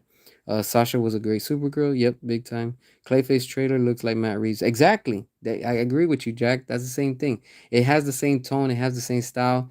That's why I think that at the end they're just gonna end up throwing Robert Pattinson's Batman into Clayface. And remember, Clayface was originally was going to be from Matt Reeves. So it has that tone, it has that style. You know, that's what they're probably gonna just cram it into and stuff. The Rock tried, but the studio was too stupid to let him cook, replacing him with James Gunn, who conned everyone. Yeah, yeah. And then after James Gunn came on board, there's an interview that The Rock is he's low key telling us, you know, once James Gunn came into power, he fucked shit up. That's how I take it in the interview. But he's being very professional, and I respect him for what he's doing. But I could clearly understand his point of view. He's like, yo, ever since James Gunn came on board, he fucked shit up and he fucked all the plans up. And that's exactly what happened. James Gunn has been fucking everything up since day one. That's why to me it's bullshit that the studio wants to continue with this idiot. James Gunn is a fucking idiot. He has no idea what the fuck he's doing. He doesn't even have a clue within his own fucking universe or his fucking Superman. He has no fucking idea. This guy's fucking stupid. He has no idea how to run these characters. And the guy has admitted that he doesn't give two shits about these characters. He doesn't care about superheroes. But then this fucking clown is in charge? How? How? Like literally, who did he like fucking had to like literally lick the boot to say, yo, let me be the one, you know? And I think David Zaslav at this point is like, you know what? Yeah, fuck James Gunn. I'm getting my cut, I'm getting my money, and I'm writing out. And that's how it should be. He's writing out, and so be it. He has to.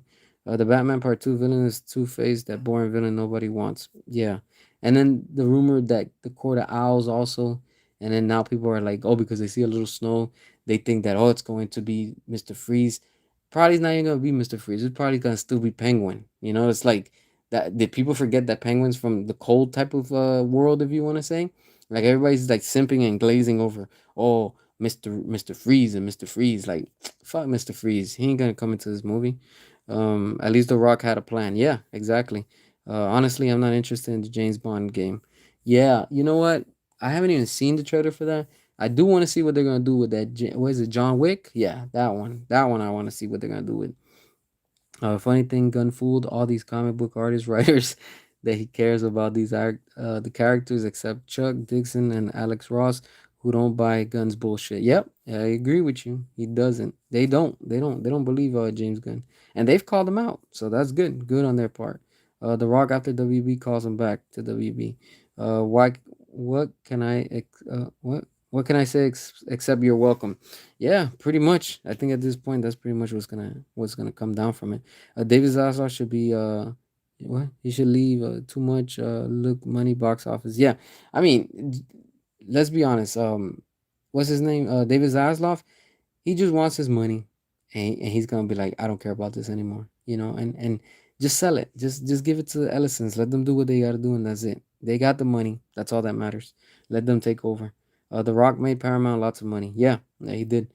He did make a lot of money for Paramount. So, and Paramount's gonna go after billions. They don't want to make millions. They don't want to make thousands like James Gunn. James Gunn's bringing in bullshit money, you know, and costing them. James Gunn's costing the studio more money than what's coming in. That tells you everything. That seriously tells you a lot.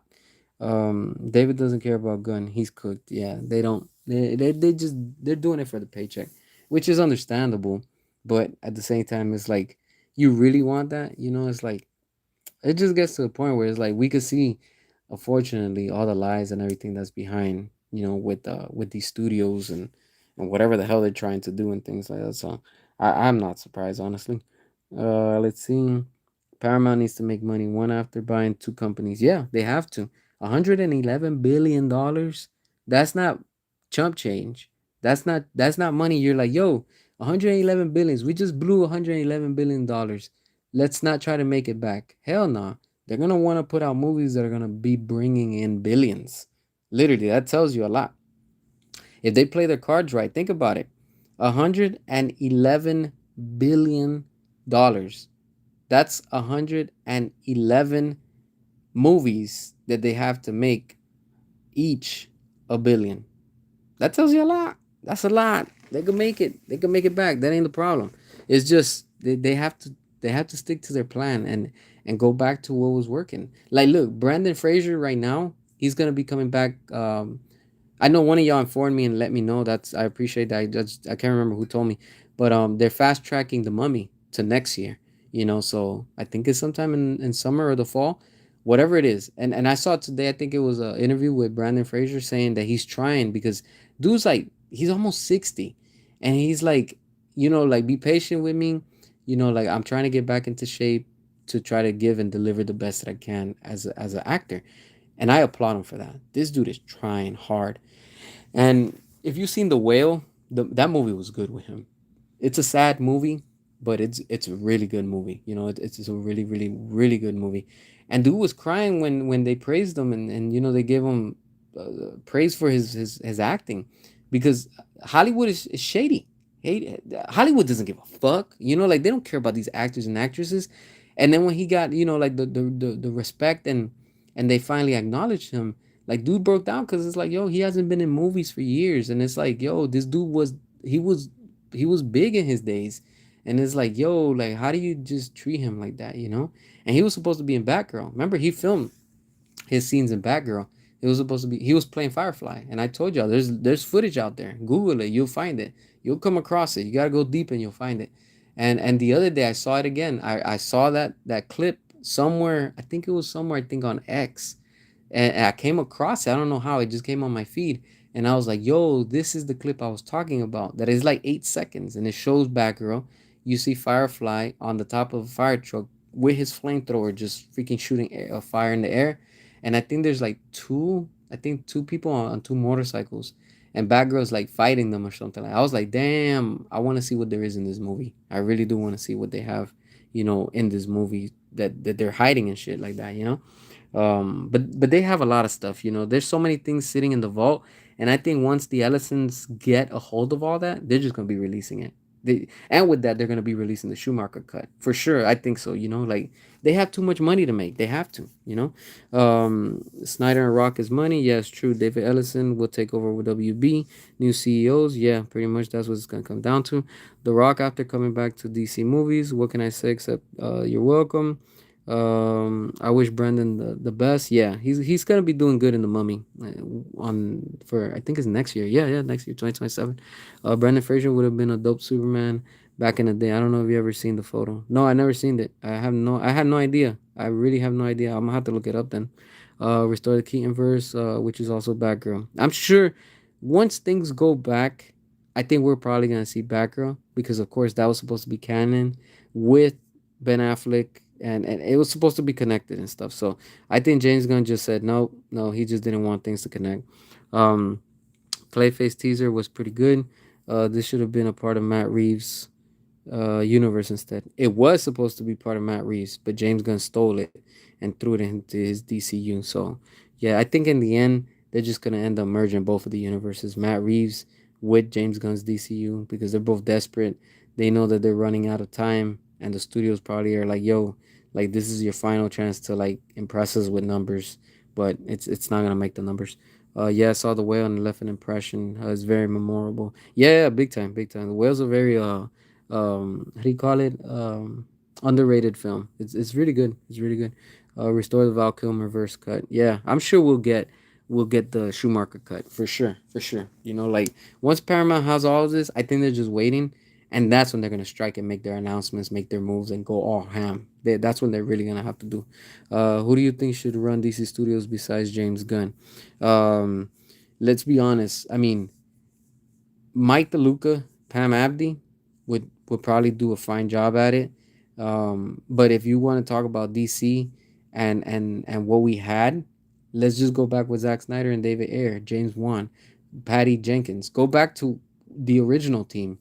That was all connected, and they were all working in conjunction. That's the beautiful part about it. You had James Wan, Patty Jenkins, and David Ayer, all three of them building their own universe within the same universe, because it was all still. That's why when people are like, "Oh, the DCEU and the Snyderverse, they're not the same." It's the same thing. It really is. It's just the fans made that term DCEU. We made that shit. That shit's not even official, but it got so big that WB picked up and said, "Yeah, the DCEU," because the fans are calling that. And if you look at it, Zack Snyder started, and he had a plan.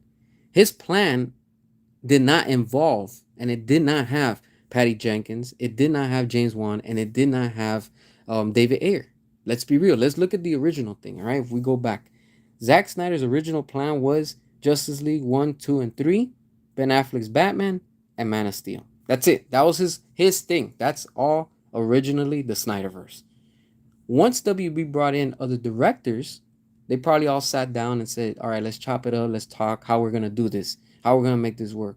Probably WB told them all, yo, we want this to be like Marvel and the whole MCU. We want it to connect, but expand. And again, extended universe, you know? They probably said, all right, all those directors, Patty Jenkins, Walter Hamada, I mean, not Walter Hamada, James Wan, and which is the other one, David Ayer. They all probably sat down and they were like, "Yo, I want to make this movie. All right, cool. What do you have? What are your blueprints that I could build off of?" And then when you look at it with Zack Snyder, all these movies were they made money. People came out, they were being supported. Without Zack Snyder, we're seeing the effect. Wonder Woman 84, fuck that movie. The Flash, fuck that movie. We have Aquaman 2, fuck that movie. We got all this trash without Zack Snyder. That's without Zack Snyder. Look at how they turned the Flash into a joke, a complete joke with him and Batman on the bridge scene. Stupid, like straight stupid. And we've seen with Zack Snyder and these directors, the same ones. Aquaman, the first one, $1 billion. Wonder Woman, the first one, it made a lot of money. It made a lot of money for because that was connected. It was canon. And then Suicide Squad, sure, it's not the best. It's not the air cut, but it still made money.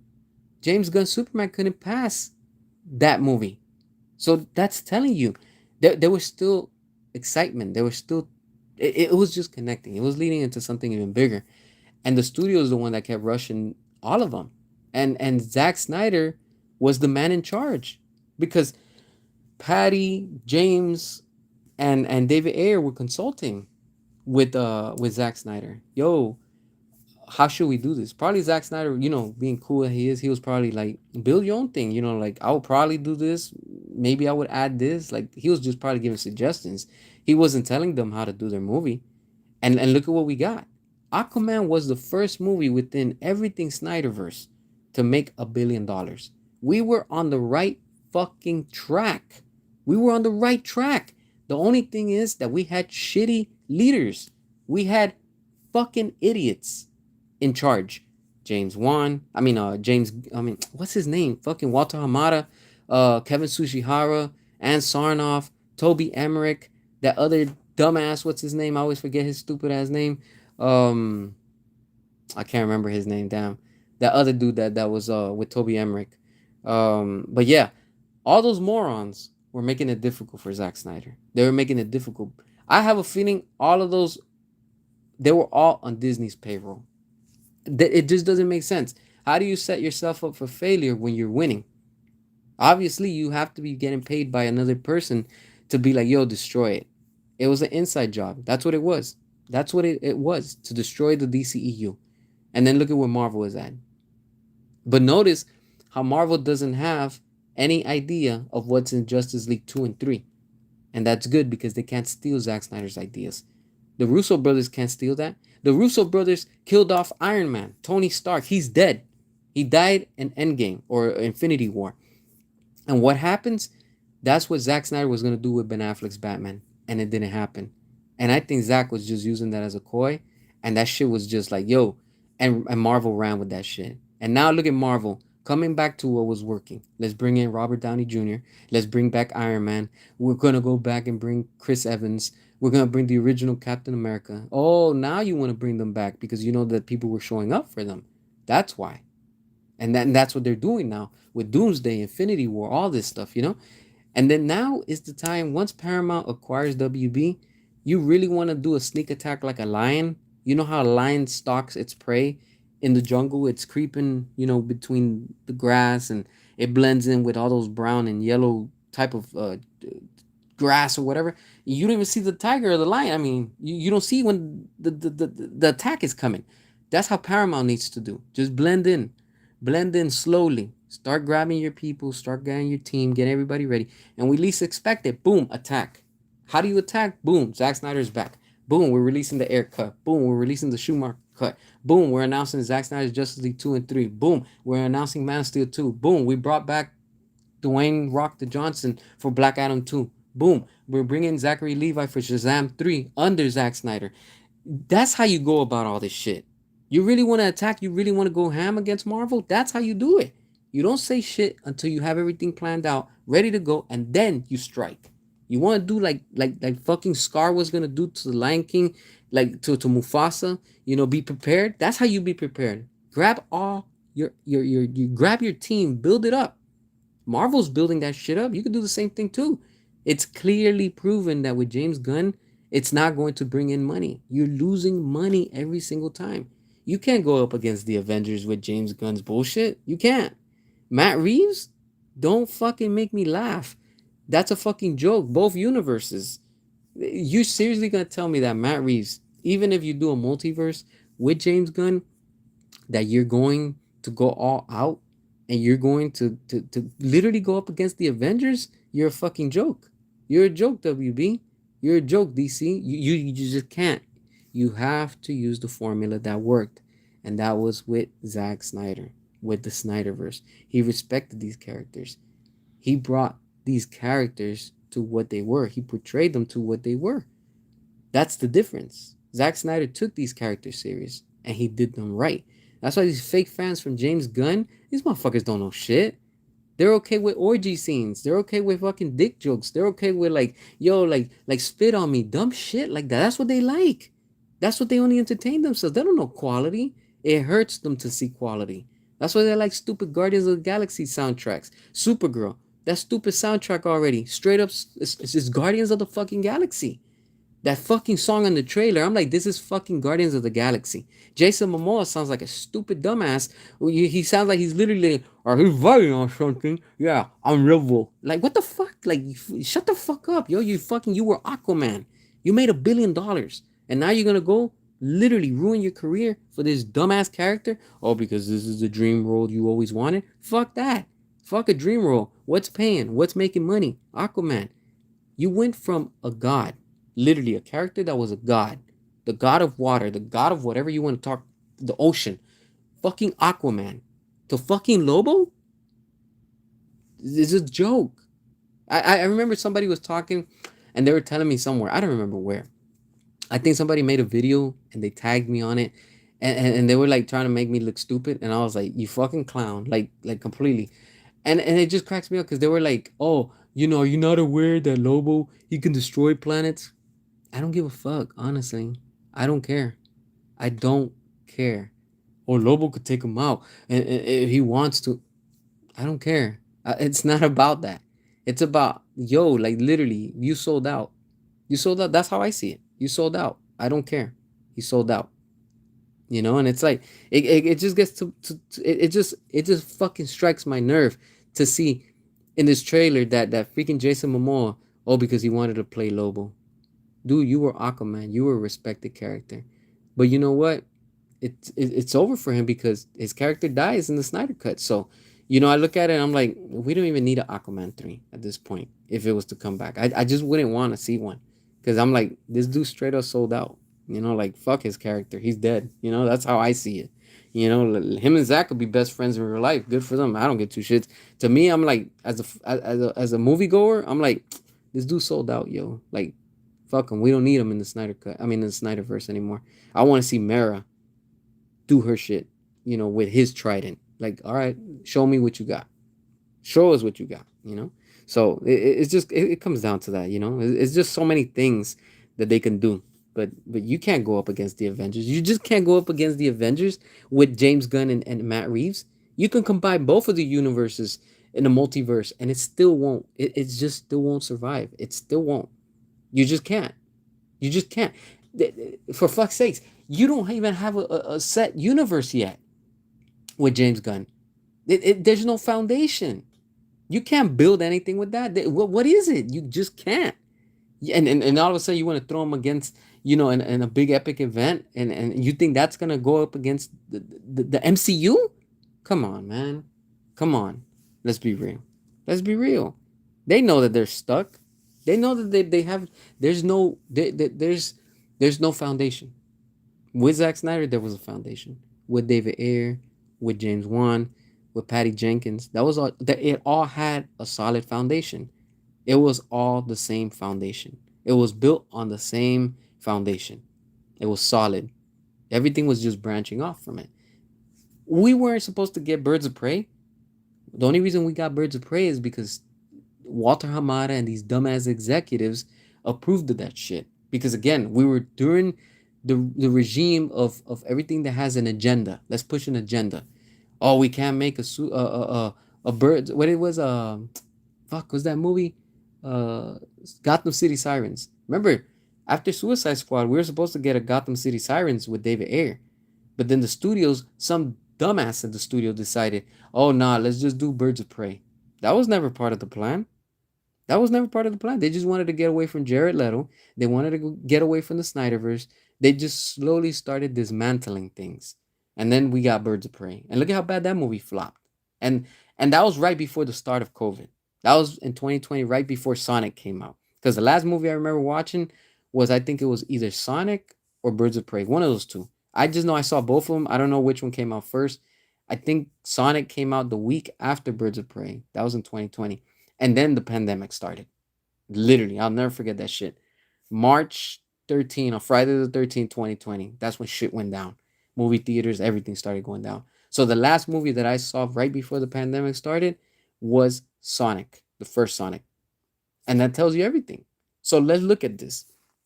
If when Sonic came out, those designs were ugly and we boycotted the shit out of Paramount. We're like, we're not buying that shit. We are not buying that shit.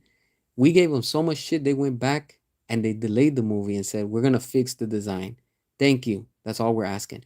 And just like that, once Paramount, this new Paramount with Skydance takes over and they want to fuck around and still want to continue with James Gunn, we will tell them again, no, we're not eating this shit. Until you don't give us a Snyderverse, we refuse to give you money. And they're gonna also have to pay the price literally, not fucking symbolically. No, literally. These motherfuckers are gonna have to feel us too and be like, yo, these fans are not fucking around. No, we're not. Enough of the bullshit. Enough of the bullshit. We need a new studio that actually gives a fuck like we give a fuck. Fuck James Gunn. Fuck his DCU. Fuck the James Gunn cultists. Fuck the Matt Reeves universe. Fuck the Batman. Straight up. Fuck all that. I'm tired of hearing excuses. We just need good shit, good movies. You want to know why your shit are doing bad? It's because you're not giving us good movies. WB doesn't give a fuck. Neither do we. Now, Paramount, if you're going to care, you better learn like you did with Sonic.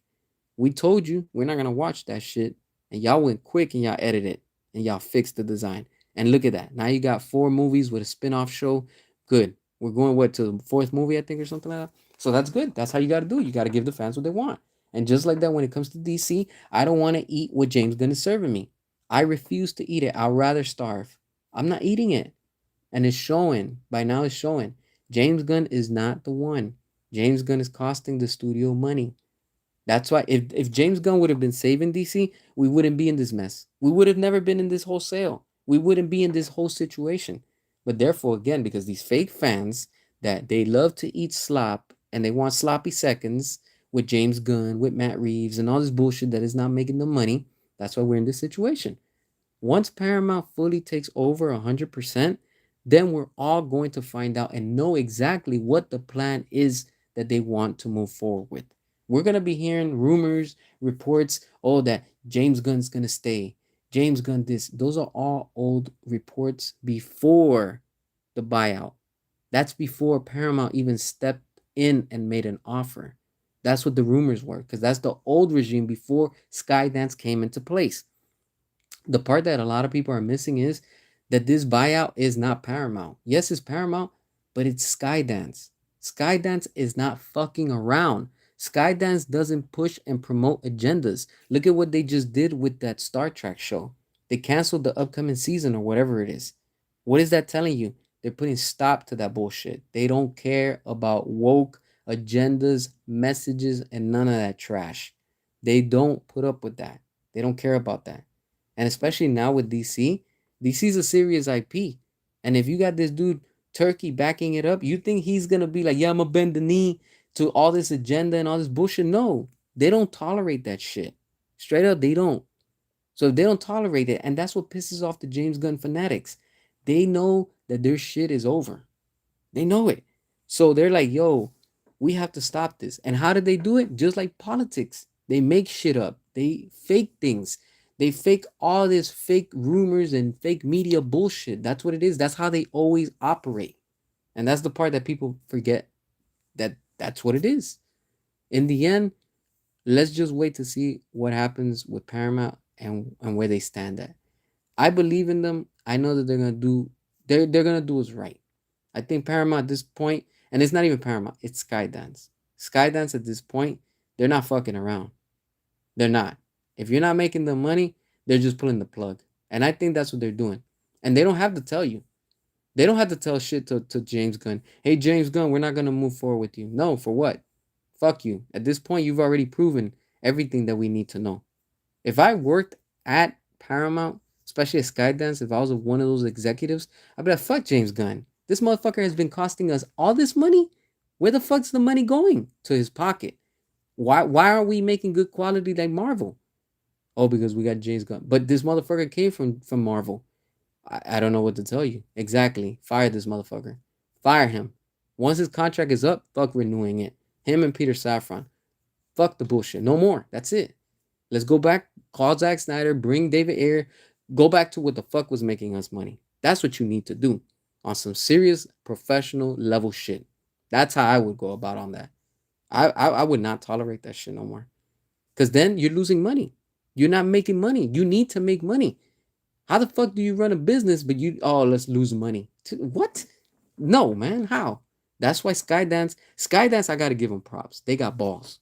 They bought out Paramount. Think about that. Have y'all ever thought about that? Skydance said, you know what? I want to buy Paramount.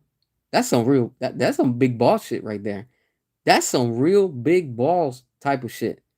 How do you wake up one day with all the money in the fucking world that you have, right? It's like these motherfuckers have unlimited money. And then they just wake up and they just get you imagine a huddle? Hey, let's have a meeting. Yeah, what's up? What we gonna talk about? Um, you know what? We got all this money. We're gonna buy Paramount. What? Where did that come out of? I just felt like it. I feel like buying Paramount. Why? Because I do. I have the money. Why? Why not? And they bought them out. Y'all remember when that sale happened? That shit happened overnight. Unexpected. Everybody was like, what the fuck? Skydance? Who's Skydance? Then everybody knew who Skydance. Now people know who Skydance is. And even more now because they're about to own Warner Brothers. Literally. Remember when James Gunn was like, oh, that's a wacky hashtag, blah, blah, blah. It's wacky, huh? Y'all said the same shit when y'all said that those movies wouldn't have gotten played on Netflix and they got played on Netflix. All right, cool. But then we saw through the bullshit of Netflix. That's why I told you I was like, yo, hold on, hold on, hold on. Whoa. Whoa. I'm not believing Netflix. And then look at what we saw. Once that lady came out, Susan Rice, she started talking all this bullshit. I was like, yo, hold on. You going too deep with this politic bullshit. All I want is DC. What we gonna do with DC? Oh no, once we do, we take over and this and that. I was like, nah, I'm good. I'm good. Hell no, I can't back that shit up. And then I started seeing Paramount, but I was like, hold on. The old Paramount, those people are getting fired. They're replaced. All those, they're gone. The old regime at Paramount, they're gone. And if not, most of them are gone. So all these rumors that we're hearing, yo, they're gonna bring Michael Bay back. Michael Bay couldn't be around during the old presidency because Michael Bay's he's too strong and he's too much of a he pushes too much male. Like yo, come on, man. That's what these movies are. Transformers are supposed to be for that. They're not supposed to be for fucking like cowards and punk ass type of fans. No, they're for fucking fans that want to pay. I don't care if Optimus Prime is killing and fucking ripping off Megatron's head. I don't. I want more of that shit. Oh, that's a fucking problem, but then it's not a problem when you got fucking Shao Kahn stomping the head of some dude in the Mortal Kombat movie, right? Then, okay, we're gonna pump the brakes there, right? But then it's a no-no for that. Come on, let's stop it with the hypocrisy. That's what I'm trying to say. The shills only want what the shills approve of, and that's why I'm glad that Paramount is doing this. Paramount, not even Paramount, it's Skydance. Skydance is the ones kicking ass, and especially now that they're gonna be bringing in this dude, Turkey. Those Saudis don't fuck around. They're serious. You don't fuck around with their money. and you don't fuck around with their entertainment. And that's what I love about them. Their business. They care about making money. Yeah, they make money however it is that they make it. So be it. What the fuck? I'm not gonna hate. I'm like, yo, just give us good entertainment. Look at how good they're doing with the UFC. That's how good it is, and that's what pisses off these James Gunn fanatics because Zack Snyder's gonna be making a movie for the UFC. That's why they're mad because they can't stop it. Zack Snyder's getting these big ass deals. Yo, working with the UFC, you know how many sponsors and so much shit comes from that? These people are just sitting in money. Just it just pours in. It's crazy, you know? Look at how big these UFC fights are. Everybody be talking about that shit. I'm not into it, but for the fans and the people that do, fuck. That shit's it's wild, you know? Now imagine with DC, once they bring Zack Snyder and they announce just the return of Zack Snyder. That's where these James Gunn fans are fucking jumping backwards because they can't handle it.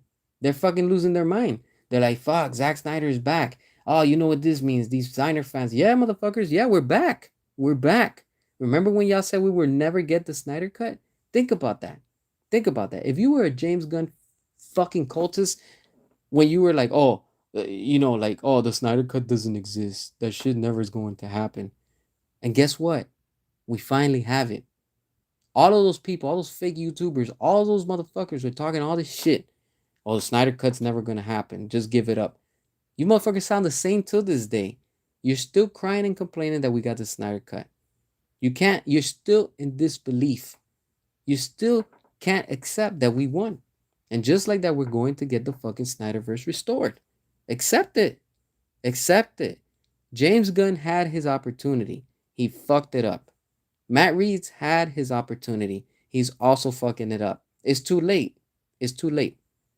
There's no fixing it at this point. There's none. At this point, what you have, make it work. If you ever seen Friday, you remember when Smokey's mom gives him like I think like $2, and then she's like, go to the store and get me. I think she's like, get me some cigarettes or some bullshit. I don't remember now. And he's like, oh, it's not enough. And she's like, make it enough. That's exactly how this part is. Yo, DC, James Gunn, Matt Reeves. Yo, we need more time. Now Paramount with Skydance are like, make it enough time. Do what you got to do in the little short time that you got. James Gunn must be shitting himself knowing that his contract is only extended for until spring of next year. This time next year, James Gunn is fucked. He's done. This is the last month of spring. Literally May. May is the last month of spring. June, summer starts. June, James Gunn is not going to be at DC no more. And he knows it. He knows it. So this motherfucker's trying to come up with every excuse for him to be like, yo, we got to get the audience back. What audience? You never had an audience. You never had a fucking audience. You had an audience, but you just didn't acknowledge it. You had the Snyder fans. You had the Snyder community. You had the Zack Snyder DCEU, and you had this the what do you call it? The Airverse fans. I call it the Airverse with David Ayer because of Suicide Squad. You had them, and you lost them. You lost them because you wanted a retcon shit. You could have continued with this with you could have released the air cut after you lied to us. Oh, I'm gonna do everything that I can in my power to release it. No, you're not, motherfucker. Let's be real. You got beef with Jared Leto. You're not gonna do that. That's already a lie. Till this day, still lying. That shit ain't gonna come out with James Gunn. It's not. And then you had the chance to do a proper Flash movie. And what did you do? You brought in Andy Muschietti and you gave us the fuckery that you gave us with that movie. That movie was bullshit. Every way, Michael Keaton dies in that movie because you don't like Michael Keaton. Every way, Henry Cavill's Superman is supposed to not happen. He's supposed to go out. Every point of view that the Flash resets time, it just doesn't fit. They both don't survive. You did that, James Gunn. Remember, you did that. Not us. You. Because you didn't want nothing to lead and be connected to the Snyderverse. You're so bad that you had to go back and bring in your shitty Superman, your shitty characters, and retcon shit in Peacemaker Season 2, the first episode. But then you put in your first season at the end the Justice League. And it's so disrespectful because you just do silhouettes of Superman. You don't even have Cyborg and Batman. You only have Wonder Woman silhouette, Superman silhouette, and I think it was you had Flash and Aquaman that they were the only two that spoke. But you already had plans with Jason Momoa. You wanted to take him into your shitty DCU, and look at where he's at now as Lobo. And Ezra Miller, fuck him, right? Just leave him in the air. Who cares? His last movie, first and last movie in the Flash, right? That movie did terrible. The point is that James Gunn, since the beginning, before he came on board, he already knew that he was going to fuck shit up. He came in with bad intentions. And now it's too late. You can't go back and retcon shit. Not even with the multiverse you could fix it. It's done. It's fucked. It's fully fucked. With James Gunn, it's fully 100% fucked. There's no saving anything at DC. That's what James Gunn. Once James Gunn is gone and done from DC, when Zack Snyder is back, Zack Snyder has already fixed and he's course corrected the fuckery of the previous bullshit that they've done. Remember Justice League? Justice League was a clusterfuck, a complete mess. And what did Zack Snyder do? Zack Snyder is like the SpongeBob meme. All right, I'm about to head out. He got up and he's like, let me do my magic. Let me work my touch. Let me do what I got to do. And what he did with the Flash, in the Flash, when you see the Flash in Justice League, he's a joke. When you see the Flash in the Snyder Cut, that's the Flash. And you can see the difference. Zack Snyder goes and saves the timeline and he resets time. The Flash stops what Darkseid does. And he brings it all back. That's him restoring the timeline. Like, yo, this is what I'm fixing shit for you. That's what it is. That's how I take it. He's like, I'm fixing it for you. And he did it. And because of that, it opened the epilogue scene. It opened the Nightmare timeline. And we want more. We want more. And that's why WB regrets releasing the Snyder Cut. Because they know that they will never achieve that level of quality again. And that's why we're in this situation. But again, we're showing to the studio, yo, we are not playing around. We know what we want. We're the audience. We wanted a strong, hardcore Mortal Kombat, and we got it. The studio gave it to us. It's not 100% accurate, but it's better than what it was before. And look at what it's doing. It's keeping fans happy, and people are happy with it. We wanted a proper Sonic. The studio went, fixed it, and we got a proper Sonic. We're seeing the same thing now with DC. DC is completely screwed up right now. It's screwed up. It's so screwed up that you're like, yo, I don't even know where to start. Have you ever had a mess and you know it's your own mess and you're like, yo, I don't even know where to start to clean this? That's exactly how WB is right now. Paramount and Skydance are like, we're about to own it, but how do we clean this mess? Simple. Retcon all this shit. The same way James Gunn was easy to retcon things. All you have to do is do the same thing. Retcon everything that James Gunn has done. That's it. Bada bing, bada boom. Problem solved. That's it. Erase everything that James Gunn has done. He has no fucking problem erasing shit, right? So go ahead. Do the same thing. Let Zack Snyder come back. Let David Ayer, James Wan, Patty Jenkins, all these people. Let them all sit down. Let them talk. Let them come up with a game plan. Don't say shit. Just do shit and go up against Marvel. That's how you do it. You need to announce the return of Zack Snyder. You need to go back to the formula that was working, the Snyderverse. Once you do that, Disney is going to straight up diarrhea. Disney is going to diarrhea. They're gonna be like, oh shit, oh shit, oh shit. What do we do? Zack is back. Thank you. Now we're playing. Now we're back on track. It took all this fucking bullshit, all these years to finally realize that all you had to do was just let Zack Snyder cook. That's all you had to do. But no, thanks to Toby Emmerich, thanks to fucking Walter Hamada and Sarnoff, Kevin Sushihara, and that other dumbass, I can't never remember his stupid name. He's no longer there. Damn, what's his name, man? Remind me in the chat because I can't remember the other guy, yo. Every single time I always forget. Toby Emmerich and that other one. Those people, they made everything difficult. And to me, all of those rats were working for Disney under the table. to prevent anything from happening. And the same fucking pattern is happening with James Gunn. And James Gunn's clear. He's being sent directly by fucking Disney to do this shit on purpose. There's no other fucking explanation. There's no what ifs. That's the fucking problem. WB doesn't learn. And Paramount, Skydance, needs to fucking take action and say, yo, enough of this shit. Stop hiring people from Marvel. Stop hiring people from the MCU. Stop. Just stop. There's so much talent out there. So many actors, actresses, directors, music composer. The list continues.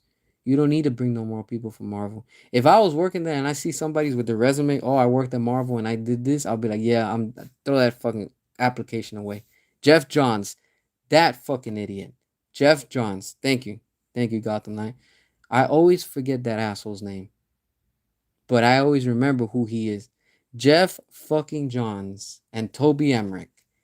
Those motherfuckers made everything impossible for us to get what we wanted.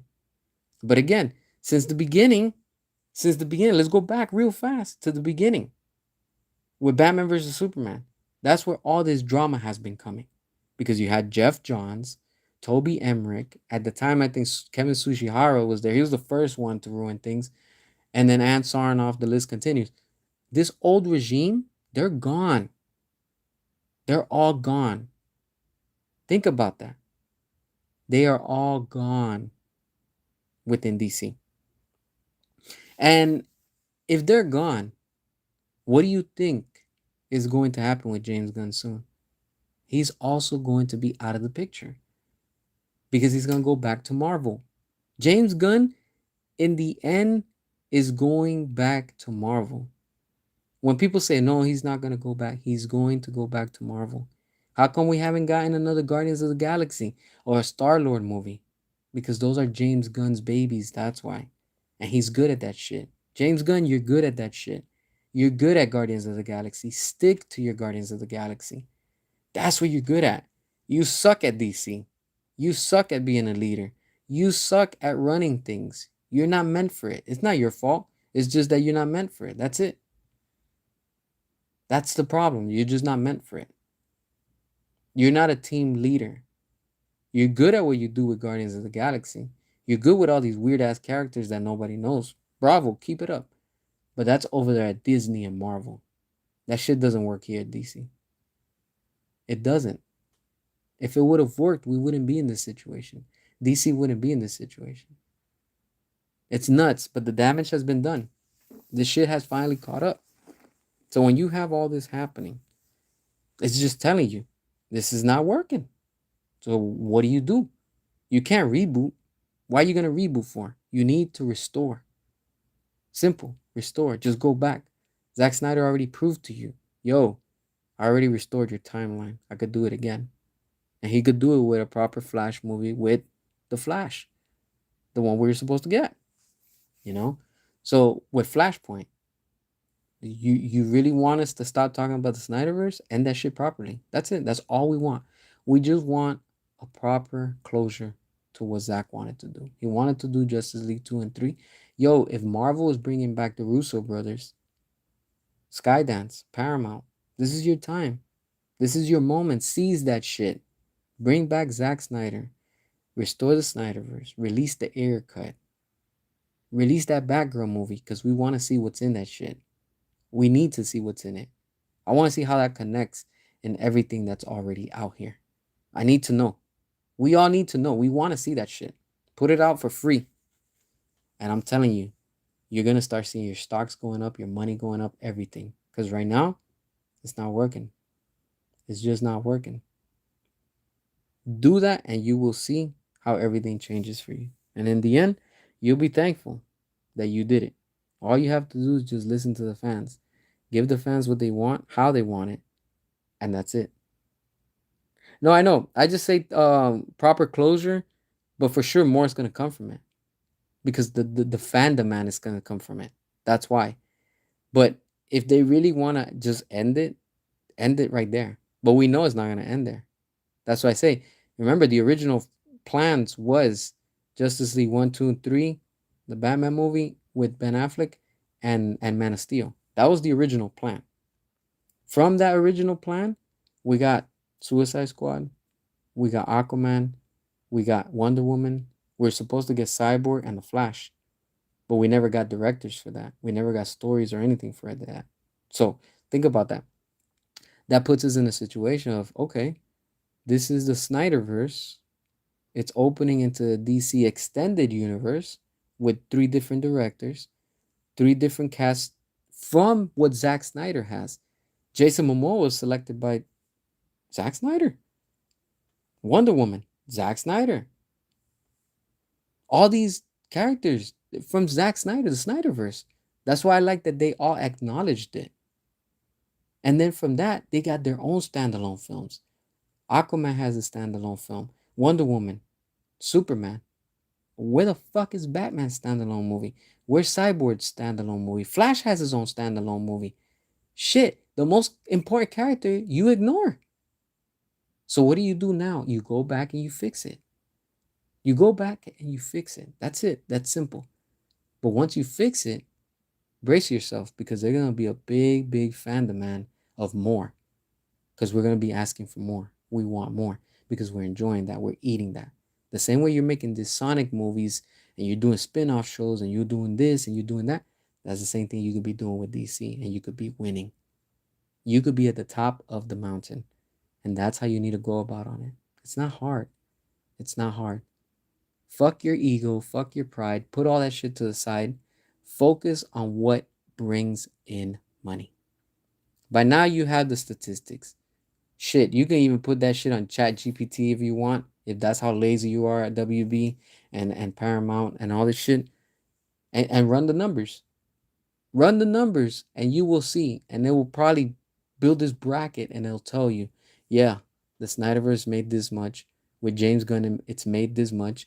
What was your win? What was your loss? And you determine from that. That's how you go about on it. It's easy. It's not complicated. You just need to have the right people that care and are very invested and interested in wanting to make more from it. I think with Pam and Mike Luca, and of course with Zack Snyder, and again the original team with James Wan, Patty Jenkins, and David Ayer, this can expand even more because remember, I think it was what's his name? I can't remember right now. The director that did the first Shazam. Um, I can't remember right now, but that dude, I even give him credit. The first Shazam compared to the second one, yo, like literally, this guy as a director, he didn't have to, but he did this, and let's give him credit. That director, I don't remember his name right now. In the first Shazam, in the opening, we see that they try to keep it canon with the same Batman because you see the same Batarang from Ben Affleck's Batman. You see the same Superman when the kid has in the little bullet. He's like, "Oh, that's the bullet that hits Superman or whatever," and is acknowledging these characters. You see the shirt that he's wearing is Aquaman, is from the Snyderverse. It's all connected. So this dude was trying hard, and I give him credit for that. And I'm like, he tried, he did what he could, but of course the studio probably was like, we can't have certain things because of course you have Jeff Johns, you have Toby Emmerich, you had all these idiots in power telling them no, don't do this, don't do that. So it's just slowly ruining everything and slowly just watering everything down until we have what we have, the complete mess. Because they were out to fully make Zack Snyder look like his universe was trash. And it wasn't. It's just how these haters are. There you go, David Sandberg. That's the director. Yeah. Um but second unofficial by James Gunn. Oh, okay, okay. Yeah, first, second unofficial. But at least he tried to keep things canon, and I appreciate that. I'm like, yo, this dude, he didn't have to. He could have just fully ignored it, and unlike what James Gunn did with his bullshit, that he was like, oh, what's his name, Bloodsport, that he took down Superman with a kryptonite bullet. We were all thinking, yo, that's probably Henry Cavill's Superman. It would have been nice to see a flashback, but no, I think now it's known that it was this punk ass Superman from James Gunn, because that's what he was focusing on, his DCU bullshit, and it just it hasn't worked. It just hasn't worked, honestly. When people talk shit about The Rock, only reason you get Shazam 2 was because The Rock. Yeah, yeah, I get it. Probably there was a bunch of bullshit behind the scenes that we don't even know about. Probably like we don't even know half of the drama that probably went on, and it's because again, Jeff Johns, Toby Emmerich, they were the main ones stirring shit up behind closed doors. They were really, really ruining things. Yeah, Sandberg tried. I'll give him that in the first film, but Gunn ruined the second movie alongside Johns. Yeah, exactly. The first movie compared to the second one, uh, hands down, the first one is a lot better. It's canon and all that stuff. The second one, fuck that movie. Shazam 2, like straight up another one. Fuck that movie. Black Adam, I know people give me shit and they're like, oh, that shit's not connected to the Snyderverse. I know it's not connected to the Snyderverse. But the difference is that shit had the same tone and The Rock was trying to keep it within the same universe, style, whatever you want to call it. It was still within the Snyderverse feeling. Yes, it was a Walter Hamada movie. Yes, it was whatever the fuck they were trying to do. But for what that movie is, if you remove all the jokes, every time I watch Black Adam, I always remove the jokes. I remove that kid, I remove the lady, I remove all the stupid jokes and all the stupidity in it. And I'm like, this shit falls into tone with the Snyderverse. And then on top of that, let's be real. Let's give credit. Black Adam is finally about to face off against Superman. This is not David Cornsweet. This is not another Superman. This is Henry fucking Cavill, the same Superman of the same universe. I fucking applaud that. I can back that shit up. And I'll be like, fuck, whatever the fuck The Rock did, bravo. This dude went above and beyond. Whatever it is that he had to do, he did it. He did it. He even said it. The hierarchy of power was about to change. But James Gunn came and ruined that shit. Everything went downhill once James Gunn came into power. James Gunn is the problem at DC. James Gunn has been the problem since day one. With the beginning of the Suicide Squad, he was the problem. And look at where we are still. That's why it pisses me off. I'm like, these fake fans, they don't know what eating is. Oh, damn. Matt Reeves puts a fucking picture of the Batmobile in snow. Oh, fucking everybody's glazing over that bullshit. So what? So what?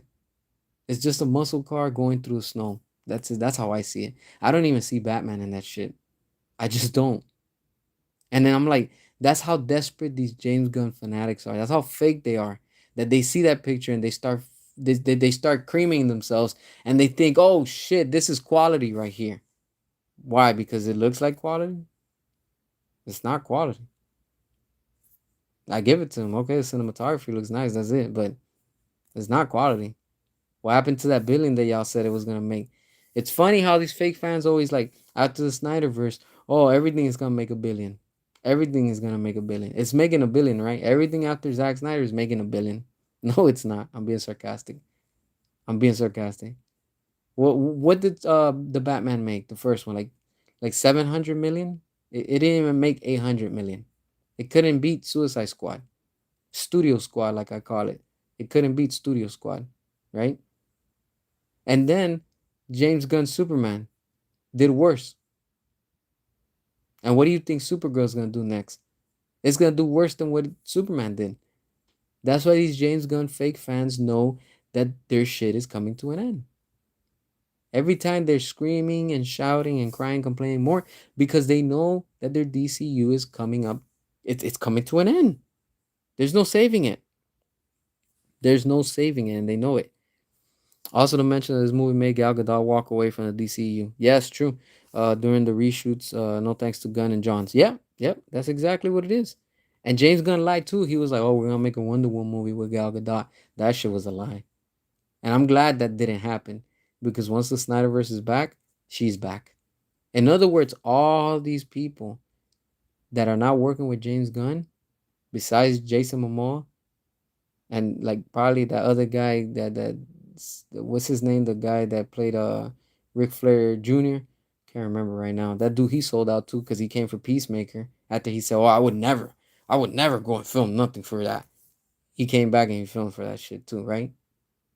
Sellouts. It just shows you. The point is that once the Snyderverse is back, they're all back. And hell, we don't even need Margot Robbie. Her character dies in the Nightmare timeline. She just does. Remember, Ben Affleck's Batman says it. When I held Harley Quinn in my arms as she died, she said to kill the Joker. Her character's dead, unfortunately. But that's where it's at this timeline. I care about where we left off at. I care about where Zack Snyder left things off in in the Snyder cut. And that's where people have to realize and say, damn, Zack is preparing something really good. When we get Justice League 2 and 3, do you know how awesome those movies are going to be? They are going to be, if not, I think higher than the Avengers. Why do I say that? Not because I'm glazing or anything. No, I'm just telling you realistically. Because Disney and Marvel know that once Zack Snyder is back with DC, Darkseid is going to make Thanos look like a puss. Straight up.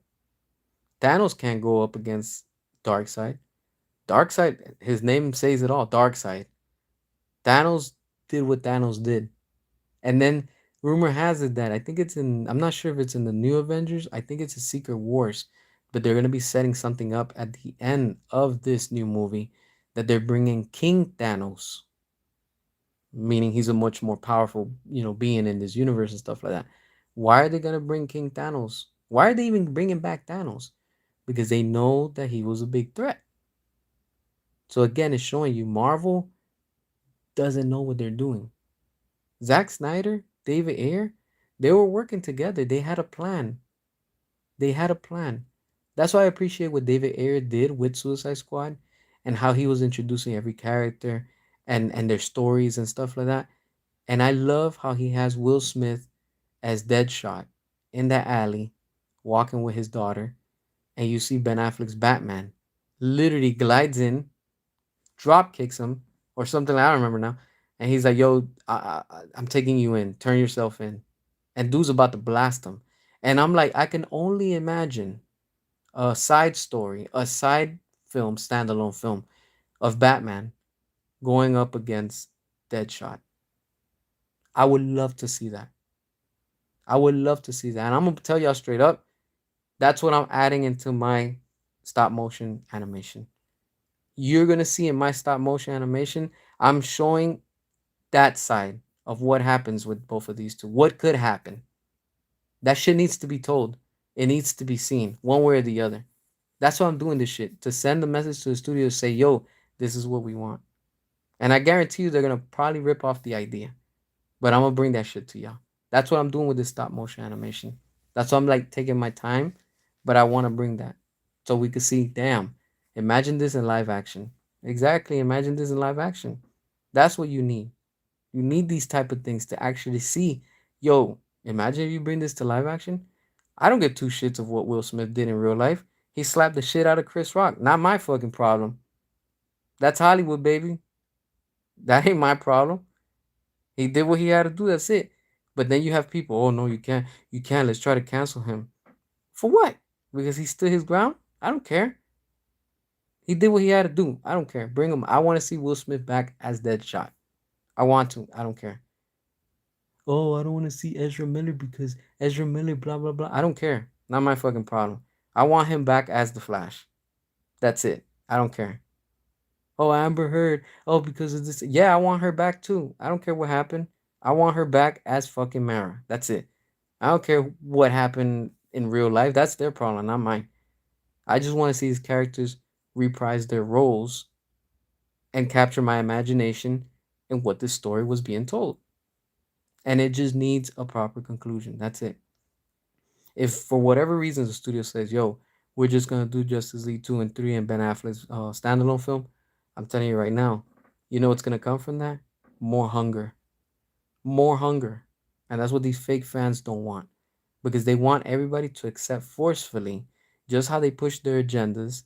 They want you to accept their bullshit movies. Oh, accept, bend the knee and accept Robert Pattinson as your new Batman. I refuse to bend my knee. Bend your knee and accept James Gunn as the head of DC Studios. I refuse to bow down. I will not bow down. I will not bend my knee. I don't bend no knee for nobody. Fuck that. And that's what they don't like. Oh, you're not gonna bend the knee to the alphabet? Fuck no. I don't bend my knee to that. That's what they don't like. And when you do that, that's why they do what they do. They try to cancel you, try to make up all this bullshit because you're not on their side. Fuck taking sides. The only sides I'm with is with the fans because I'm a fan myself too. That's what we want and that's what we keep on fighting for. That's why it saddens me when some people have given up and they're like, yo, I don't think this is going to happen. It's going to happen. It's going to happen. I'm telling you, it's going to happen. It's all a matter of time. And once it does happen, that's when boom, everything's gonna go down. Everybody's gonna be like, oh snap, here we go. All right, now it's on. Damn right it's on. And that's what we want. We want that quality. I miss that whole Marvel versus DC. I miss going to the movies and be like, damn, I wonder what Marvel's gonna set up. Oh snap, I can't believe they did that. Oh shit, I can't wait for the next movie. And DC, I can't wait. You saw how that ended? Oh, I can't wait to see what's gonna be the next thing. And then you had the executives ruining things because they wanted to rush things. They should have just let the director do his thing. And it's funny because they let James Gunn do whatever he wants. There's no stopping whatever James Gunn wants. It's to the point where, like, dude, you can go ahead and do the orgy scene. We're not going to stop it. But it's wrong when Wonder Woman in the Snyder Cut literally cuts off Stephen Wood's head. That's a problem. Oh, damn, that shit's too strong. Nah, Wonder Woman's not about that. Let's stop and analyze that real fast. It's okay for James Gunn to go ahead and do an orgy scene, full on, right? Do whatever the hell you want, all type of perversion. That's okay and that's acceptable because they're pushing their agenda. That's what they want. They want you to accept that. They want to normalize it. But it's wrong for you, the customer, consumer, and fan, to like quality. Oh, that's a no no. We can't do that. Shame on us because we want quality. But she's Wonder Woman. She's an Amazon. She's a warrior. She's strong. That's the female role model I want. No, no, no. We can't push that strong female role model. But hold on, you want to push your female role model. Yeah, but we're going to push it with Captain Marvel. That's what we want. The pixie haircut, the I don't need no man. That's the woman empowerment we want to push. Oh, so you want to push your bullshit then? That's what you want. Why you don't just tell me straight up? Oh, we can't tell you. We have to keep it low key and we have to put it subtle. Oh, that's why your shitty movie, The Marvels, flopped. That's why all these movies that you're putting out are trash. Wonder Woman 84, unfortunately, I love Gal Gadot as Wonder Woman, but fuck that movie. And I'm glad that movie did bad because that's not what we wanted. That's what it tells you and it shows you. That's the difference. The first Wonder Woman, amazing, chef's kiss. And it connects and it expands and it opens the door to something even greater. And that's what the studio failed to realize to say, hey, let's do what the fans want. Hey, we told y'all Sonic wasn't going to work with that ugly ass design, and they fixed it. And it worked, and now they're making money. See the difference? Disney, going back to what was working, bringing the Russo brothers, they're bringing Robert Downey Jr., Chris Evans. The list continues. They're going back because they want to bring in that old fan base. And the same thing, DC has no clue what they're doing right now. DC is just like, well, if this works, it works. If it doesn't, let's try to make it work. Let's just try to make it work. And they have no foundation with Zack Snyder. That's why it's amazing and it's interesting at the same time that every time Zack Snyder posts a picture, everybody on the internet starts talking, whether they speculate, whether they whatever it is. And then Zack Snyder's aware. He sees all these messages. He can't keep up with them because this shit's nonstop. It's constantly always popping. His phone probably going off every single time he posts something. Like just back to back every second. But I can only imagine, and I'm like, damn, I can imagine what he's thinking and what he's like. Yo, once I'm back, like people have no idea what they're gonna see, and nobody knows what's in Justice League 2. The old plans, yeah, we do, but we don't know what's in the new plans. We have no idea. None of us here. None of us know. Yo, I read the new script for Zack Snyder's Justice League. No, you haven't, because none of us know it. And I'm glad that none of us know it. Because once Zack comes back and he cooks the way he needs to, I'm telling you right now, yo, that kitchen is gonna be too hot to handle. It's gonna be too hot that even the people at Paramount Skydance, they're gonna be like, yo, like we're gonna make our profit back fast. That's how you have to. You have to. You went into this knowing what was gonna come from it. You know it's gonna be a big fan demand now. People are gonna want more. We're not just gonna stop at Ben Affleck's Batman. Shit, we want Man of Steel 2 and 3. I want Black Adam 2 and 3. I want Shazam 3 with Zack Snyder's leadership. I want a proper Flash movie. I want a Ray Fisher Cyborg movie. What about him? I want to see, he deserves a movie too. Give him his movie, his standalone. I want to see that. I want to see all this greatness that Zack was going to give us, leading to what it was going to go to. Whatever and however he wants to do it, let him do it. Yep, you're right. He sees us. It'll be interesting. You imagine that? We don't even know it.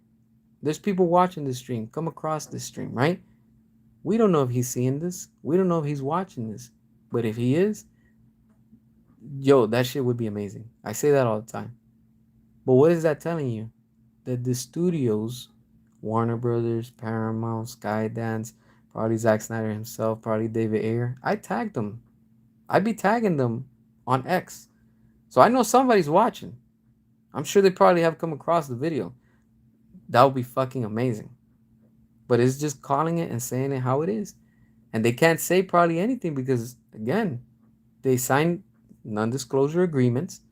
You can't say things at a certain time, certain days and whatever. And then we find out. But again, that's why it's very uplifting. And I say the word uplifting. Not motivating, but uplifting. To hear when Zack Snyder was in that interview recently. I can't remember what podcast, but he was in that interview. And he was saying that it's thanks to us. Let's pause and analyze that. Zack Snyder, the director, right? The dude that made Zack Snyder's Justice League is thanking each and every one of us. But we're the ones taking all this. We're the ones taking shit. We're literally the ones taking shit. All these James Gunn fanatics, all the bullshit they be saying, all the nasty things that they be saying, they're disgusting. They've told me some nasty shit. Like literally nasty. But I don't care. We got the Snyder Cut. That's all that matters. We made that possible.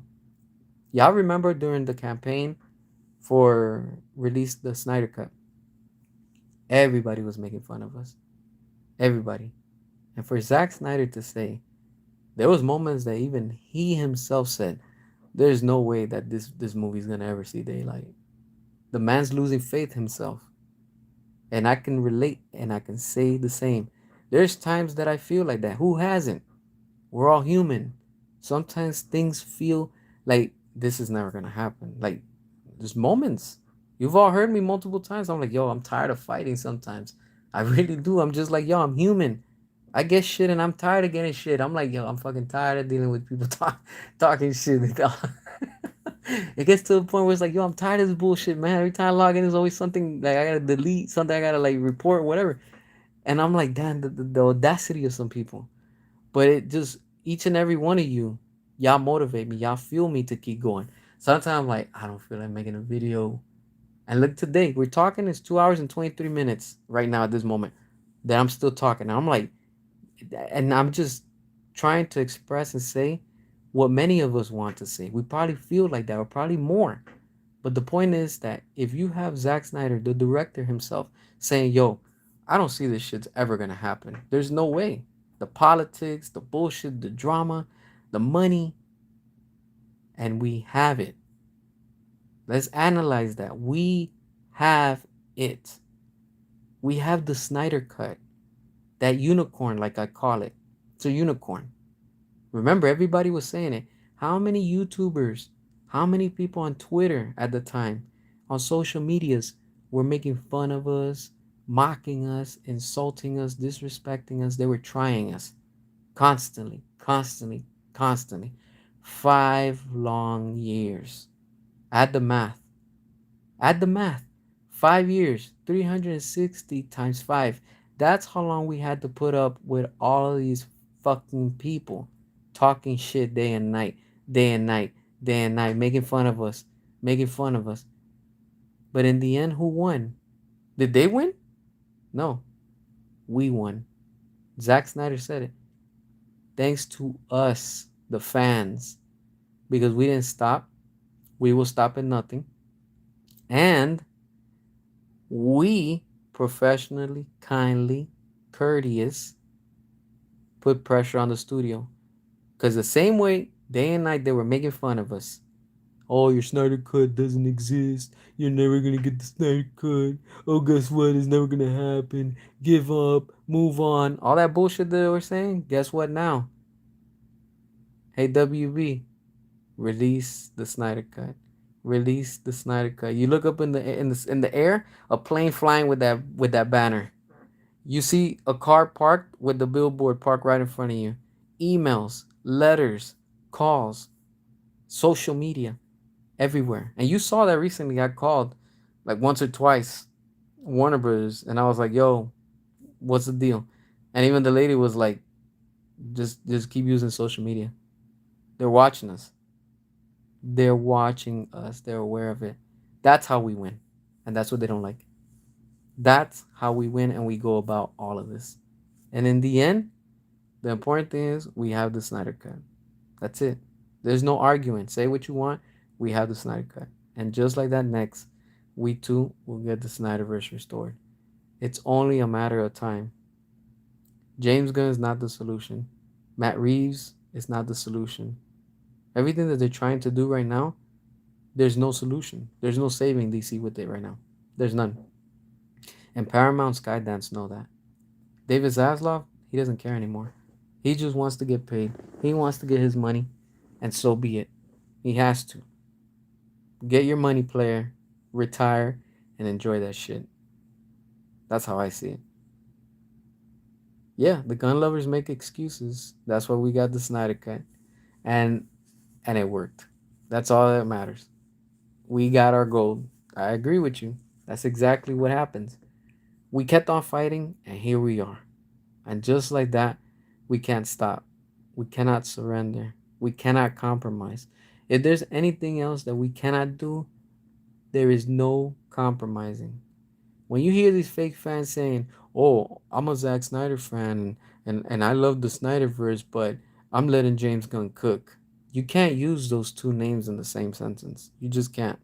You can't say that you're a Snyder fan and you love what the Snyderverse was, but you're letting James Gunn also cook. You just can't. That's like mixing water and oil. It'll never work. It'll never work. Period. I don't care what you say. The Snyderverse is the Snyderverse with the DCEU and what we got and all that stuff. James Gunn and his universe and Matt Reeves cannot be part and it cannot take place within what the Snyderverse already has. It just can't. It can't. You know why? I'll tell you why. Very simple.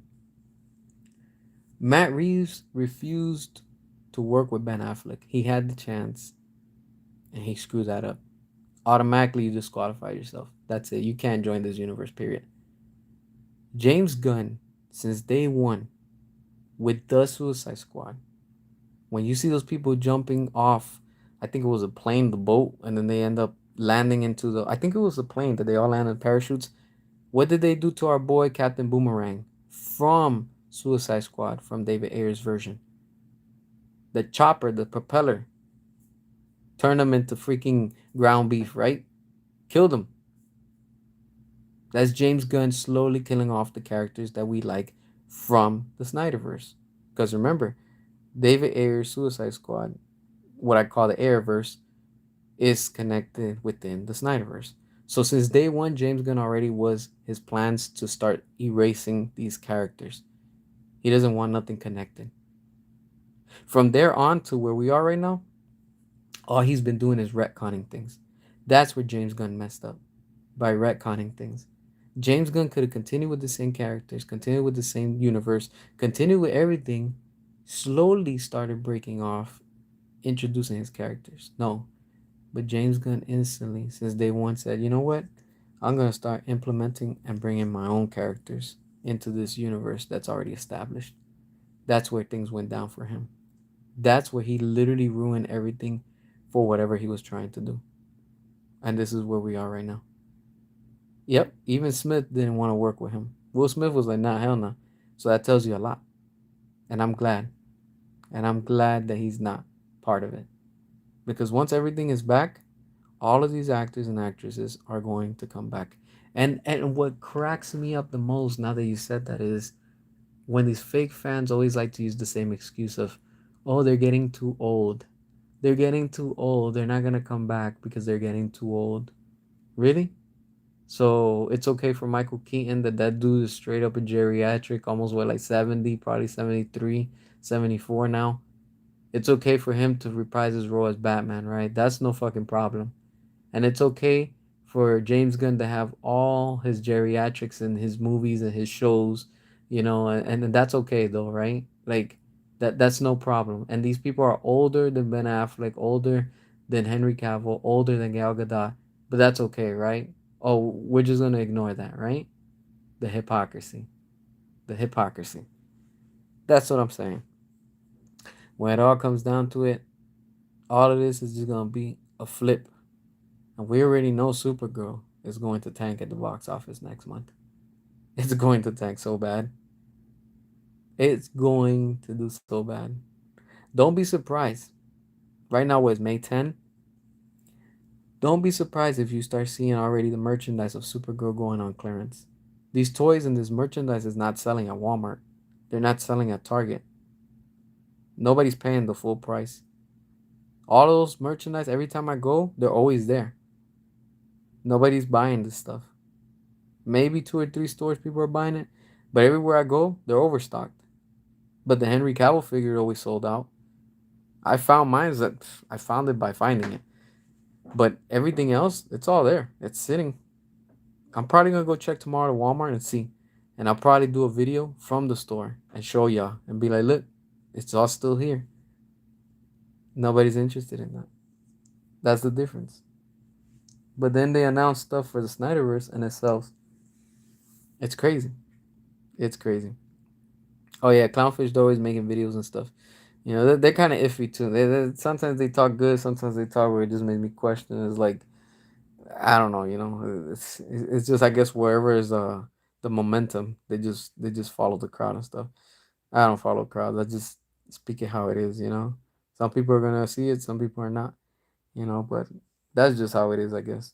Um, I don't know. I don't know. Like I said, we're gonna see. We're gonna see like how. Look, notice, notice how the pre-sale tickets for Supergirl haven't gone up.